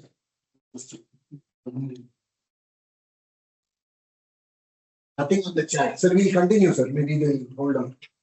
So in case of difference, sir, there is one question on the chat. I'll just read it out. In case of difference in opinion between technical members and judicial members, how is the matter expected to conclude? No, what will happen is, as we today have, if there is a difference between two members, then essentially they refer it to a third member who is part of the same bench, because you are going to have 4 members in every bench. So two members of one bench, if they have a difference of opinion, now that matter will get referred to a member who is not part of the bench, but who is not part of that bench which heard it. So out of 4 people, 2 people have heard it. The matter will go to the third or the fourth person. It could be a judicial member, it could be a technical member, it could be any one of them. And then if he hears it, then it becomes, he concurs with one of the views of one of the members, then it becomes a decision by a 3-member decision. It may not be a larger bench, but it becomes a 3-member decision.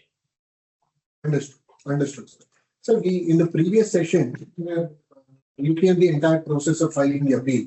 So one such thing that comes up there is the order of the tribunal is also going to be uploaded there. Orders of the? Order of the tribunal, as in OIA, will be uploaded on the tribunal, on the portal. Sir, in this case, what would be the date of service, sir, according to you? Will it be the date on which it is uploaded, or we are going to get back to, how do you foresee this settling? Because again, will we have the dispute of that it should be, a hard copy should be served, registered post, etc. How do you see this settling, sir?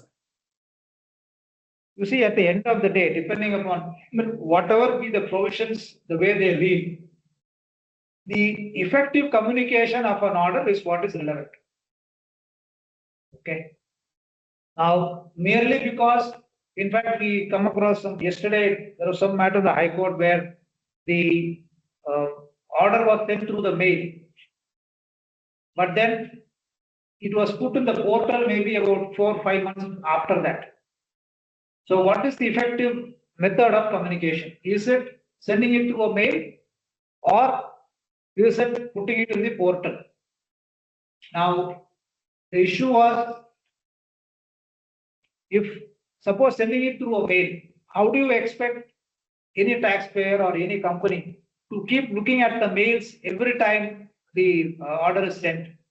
So what happens if it goes and sits in the spam? Is there an effective communication, or do you look at the portal? Or if you look at the portal, if you upload it in the portal, you had this problem of orders being uploaded in that additional notice, additional orders tab. So they used to put it in that, they did not put it in the normal tab of an order. So courts have taken a view at the end of the day, however you do it in your GSTAT, irrespective of the tabs you use, effective communication is what is relevant. If you can show that effective communication, to me, that has not happened, because when they put it in the portal, either I was not in business or my business had slowed down, it was not there, etc. So you can always argue that effective communication is when I come to know of it. So the manner of communication is more procedural according to me. It is when I come to know of the order, that is what is extremely relevant.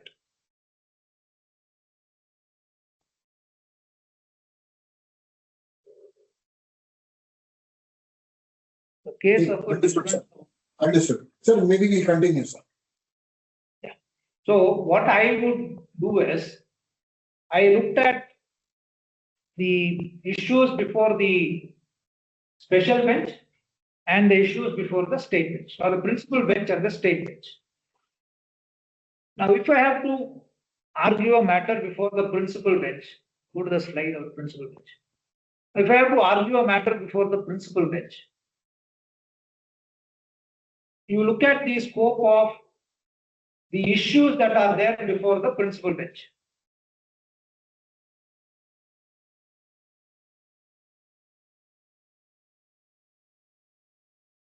See, fundamentally, we should be clear. In fact, I thought this is one point which all of us should be clear.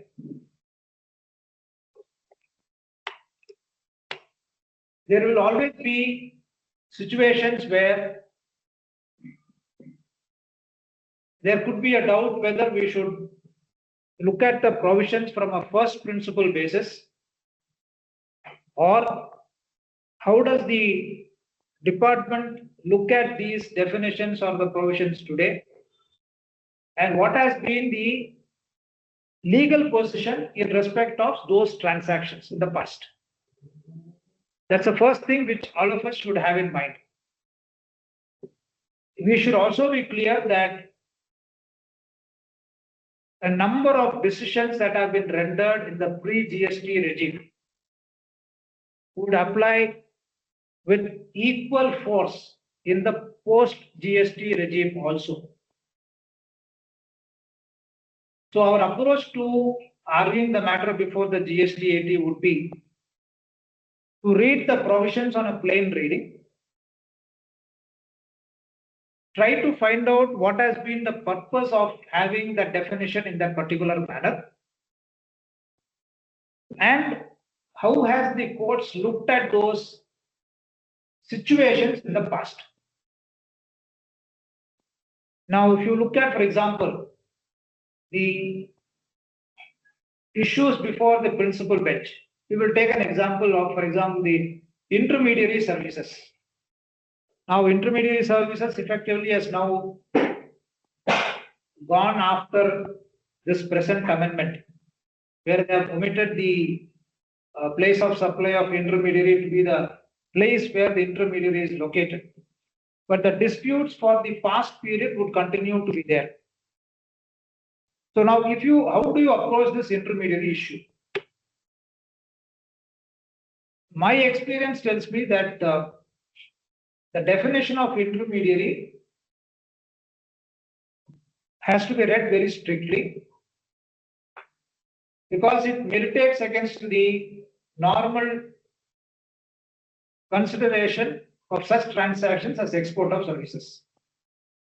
Now, if you look at the intermediary definition, it's very clear that the person, any person who connects the customer and the exporter of the service or recipient of service, by itself they will not be considered as an intermediary. We have to go much beyond the scope of the not mere connecting of people. You will have to look at whether he functions as an agent or as a broker, or is he similarly placed, so that he has a say in terms of determining the value of the service, etc. Fortunately for us, the definition of intermediary has been subject matter of consideration by a number of high courts, including our own High Court of Karnataka. I am not too sure how many of the disputes on intermediary would now remain with the principal bench to decide, because at the end of the day, the application of definition of intermediary will essentially depend upon the facts in each matter. But we have the advantage of the decisions on intermediary for the pre-GST regime as well as the post-GST regime, in order to help us to understand the scope of the definition of intermediary. Similarly, if you look at the definition of OIDR, the definition of OIDR pre-2000, maybe 2012, and then the amendment they made thereafter, and then the amendment that has been made recently. Each of these definitions have undergone a change depending upon the controversies that have come up. Therefore, it is necessary for us to understand why these amendments have taken place, what exactly they wanted to tax, whom they wanted to tax. Do they want to tax and what do they want to tax in terms of the definition also? Who is to be considered as an OIDR? Every infrastructure provider, in IT infrastructure provider, would he be considered as an OIDR, or should he be the owner of the data, or only when he provides access to the customer to the data that is there as part of the infrastructure, would he be functioning as an OIDR? So these are all issues that can come up, So we need to understand from the way the definition was there pre-GST, the education guide that explained what they wanted to tax under OIDR, the amendment that took place in 2016 of OIDR, and the present definition of OIDR. So we need to have a complete view of this landscape before we argue these matters before the tribunal. Why I have taken two cases here is because in the way in which I see it, in exports, one of the major issues could only be on intermediary. Rest of it could be on procedural issues. There could be some issues relating to providing services on goods supplied by the customers. Now, what do you mean by that? What type of goods are supplied by the customers? Are they at a prototype stage, or are they in the nature of samples? Or how do you provide the service in respect of those goods? Because we should be clear that any decision of the principal bench on each one of these issues can have an all India ramification in respect of all the SSCs across the country. Unlike the decision of one state bench, it will have some persuasive value for the other state benches. Though one can say that since it's a central law, it can still be binding on the other state bench. But on some of the issues that the other bench can still take a view. But as far as the export issues or the specific issues that are examined by the principal bench, any one ruling can have implications for the SSCs across the country. So when we approach the matter before the principal bench, we have to have a complete background of how these issues are before GST and how they travel after GST. Because unlike if you look at the composition of the bench, excepting for the member who comes from the central tax, the members from the state tax or the judicial members, depending upon what areas they have practiced, most of these issues can be new to them in terms of appreciation. Therefore, there is a necessity for each one of us. We have a duty which we owe to our clients to make all effort to explain to the benches in order to explain to them the background of the issues and how it will travel forward. Now, if you look at the state issues that are there,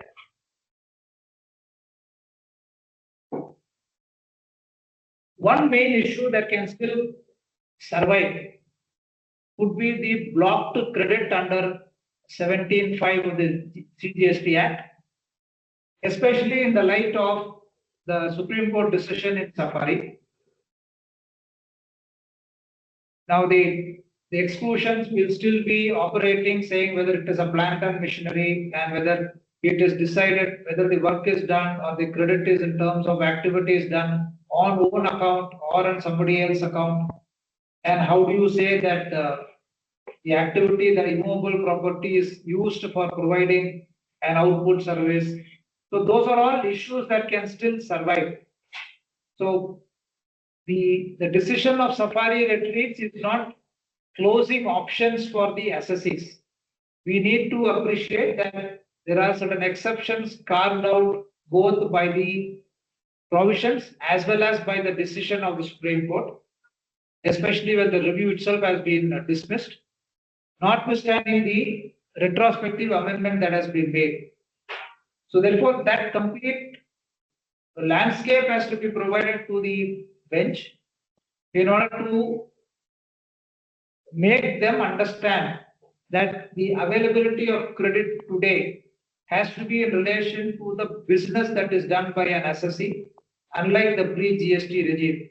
The input definition, input service definition under the GST law is much, much wider as compared to what it was there pre-GST. Therefore, it's necessary for us to appreciate and explain that to the benches. Post classification, I don't think we'll have many disputes, especially after the recent amendments, because they have essentially narrowed down the range of products to certain scale of rates. So unless there is a huge dispute between 5 and 18%, etc., there could be less of classification disputes going forward. But for the past, if matters are there before the state benches, we need to appreciate how these classifications were there pre-GST. All our HSN classifications, the customs classifications, earlier decisions, all will come to our help when we have to argue these matters. Also, the exemption notifications. What has been the purpose of the exemption notifications? And of course, our issues relating to limitation, whether 73 will apply or 74 will apply. So of course, from this year onwards, 174A has come. It will be very less of possibilities of a distinction between the suppression of fact and areas where there is no suppression. But for the past period, all this will be before the state benches. The various decisions of the courts, especially the Supreme Court on limitation, both under 11A as well as under Section 28 of the Customs Act, has to be used before the benches take decisions. As I said, a lot of responsibility will come on all of us in order to ensure that proper assistance is given to the bench in order to take a proper decision. But in spite of all that, a bench takes a particular view, that's a different one. But no matter should be decided because of a lack of assistance from people like us when we represent the clients. This I thought I should impress on more as a part of a discussion, so that when matters are argued before the benches, both the principal bench and the state bench, we take appropriate steps. We have discussions with all of us, and then we take it forward so that we get proper relief to the FSCs. That was the whole purpose of this last 10-15 minutes. Over to you, Badri. Sir, thank you. Thank you, sir. There is one question. This speak. Yeah, this is. There is. So we have Deepak who's posted a question on the chat. Deepak, are you there? Deepak, you have to unmute yourself. Yes, yeah, maybe it's just Deepak will want to ask that.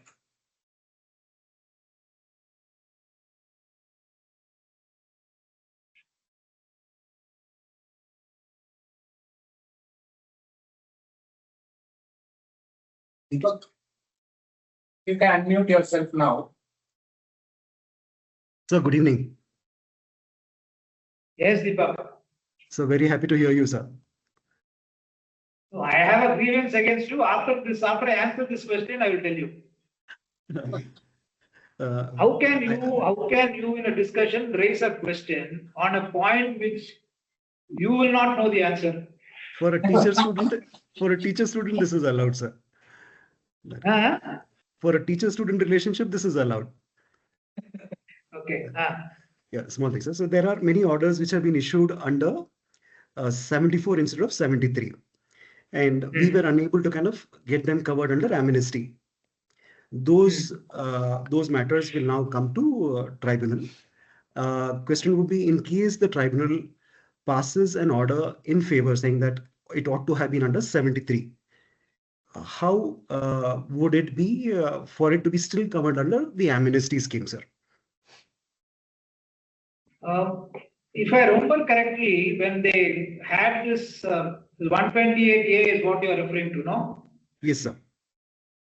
Was there not a provision there in that? I remember seeing that either as part of the rule or the circulars that were issued by them or in the notification, where they said that in case it gets converted to 73, Yes, sir. you still have a option of availing this amnesty scheme within a period of 6 months from that orders by the court, no?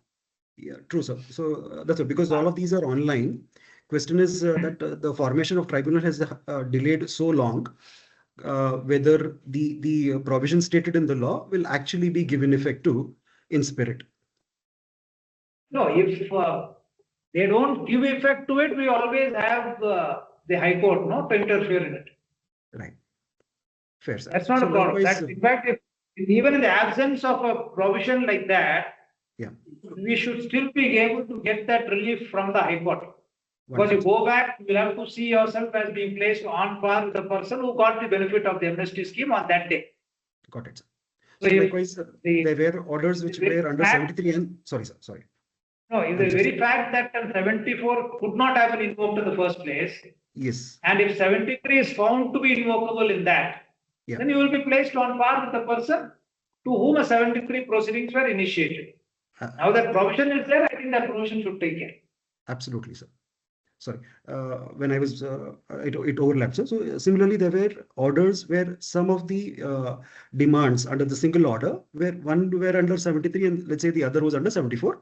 Likewise, they will also be covered if it is held that because by virtue of a common order, I was not allowed to kind of go under amnesty. So how would tribunal vivisect the single order and allow beneficial coverage of amnesty for only those demands which are under 73? That should be possible. Because I remember even when we had these matters where number of years were covered in one order, Yes, even when this 128A came, we did submit to the court to direct the authorities to pass individual orders for individual years.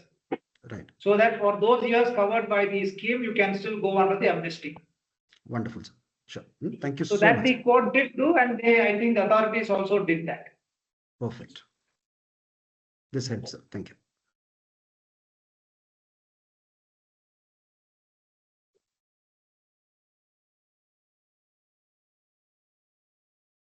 Yeah, Badri, you can take it forward now.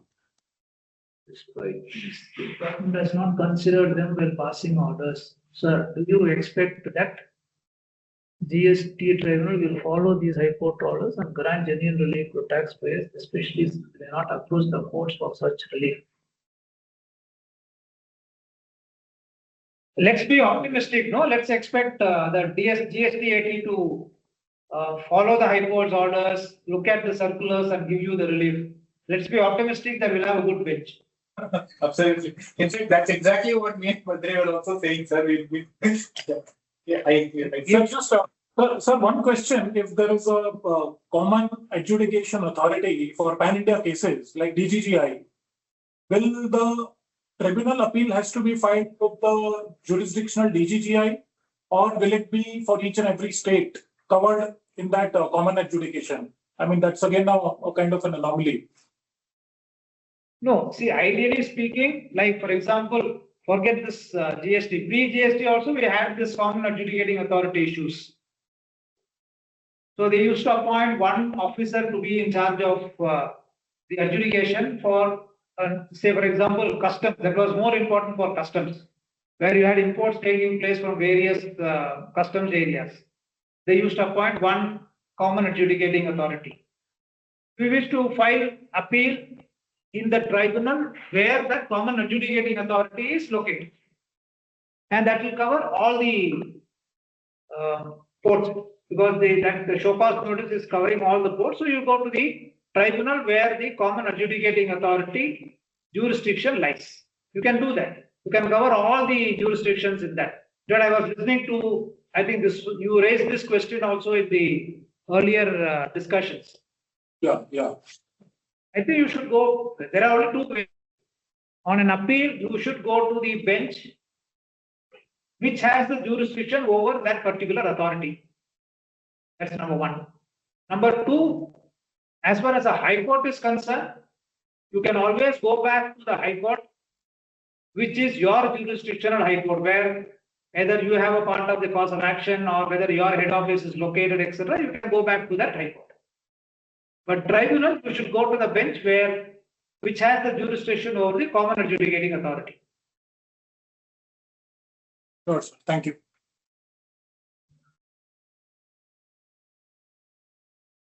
Sir, Venki has a question. No, sir, now the tribunal is getting set up, and with all the all the state benches are getting set up. There are a lot of cases which are before the High Court, sir.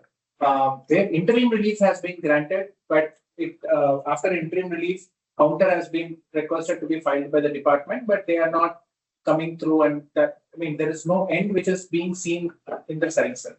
So in those cases, will it be more practical for the assessees who wants a disposal to ask those matters to be sent back to the tribunal or sent to the tribunal, so that the department can have a dedicated person who can appear and get a better relief or something like that, sir? Just practicality, from a practicality perspective and from a disposal perspective, I just wanted to seek your thoughts. Ricky, what we should really look at is this. There you have, we should be clear that only very few high courts have entertained the writ petitions and retained it in the records of the High Court. Most of the high courts have not entertained the writ petitions and have asked, what they have done is they would have stayed the proceedings based on some recovery of 10%, 20%, and then allowed you to file an appeal. So those will be in terms of the procedures that we are now having. Very few high courts, for example, Delhi High Court or Karnataka High Court, these are high courts, they have entertained the writ petitions.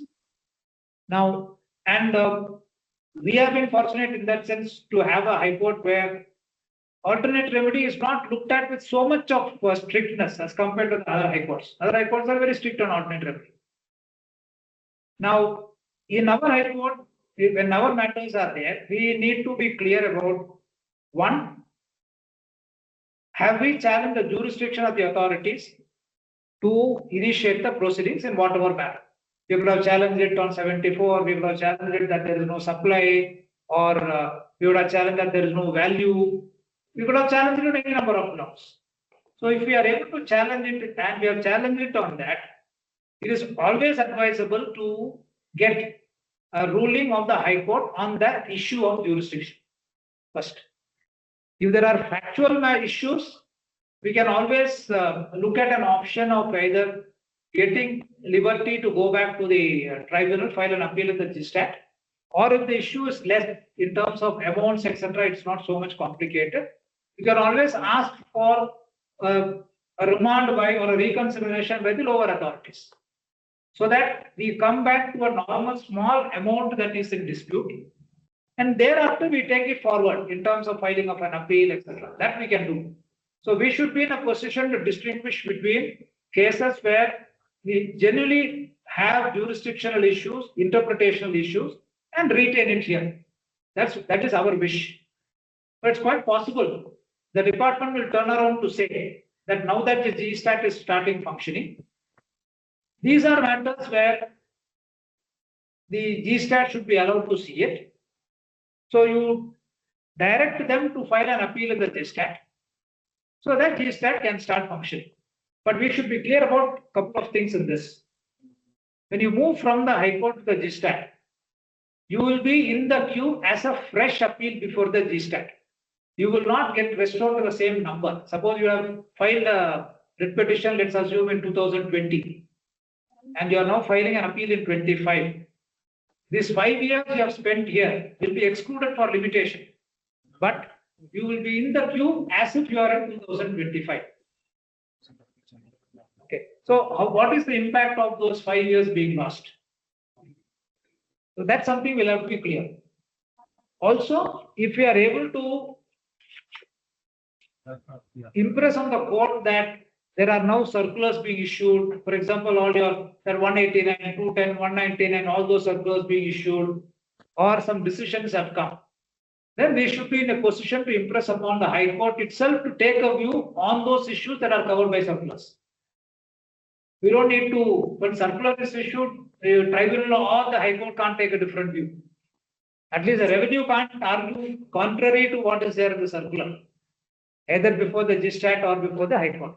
So those issues we need to identify, get it settled in the High Court. And then the remaining amounts, remaining issues, we either take a commercial call to go back to the lower authority or stand in the queue before the GSTAT.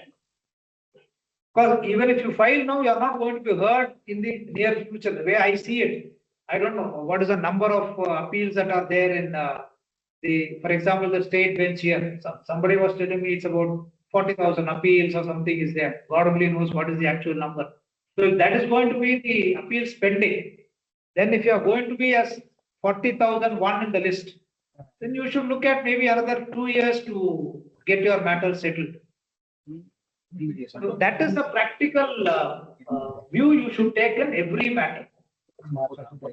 But it's a very, very helpful and very, very right guidance, sir. I think the important points that you mentioned in terms of circulars and jurisdictional issues, completely agree with you, sir. Those are best settled at the High Court rather than bringing it.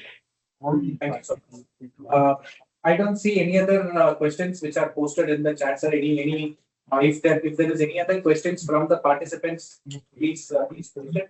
Otherwise, sir, thank you so much, sir. I think very, very helpful and right time. In fact, we heard from the GSTAT, the portal, the NIC people, and followed by that your session in terms of practically where the appeals has to lie and what and how we have to go about. Very, very insightful, and thank you so much, sir. Thanks so much for continuing to guide us. Thanks for your time, sir. Thank you so much. Thank you all of you. Thank you, sir. Thanks, sir. Thanks.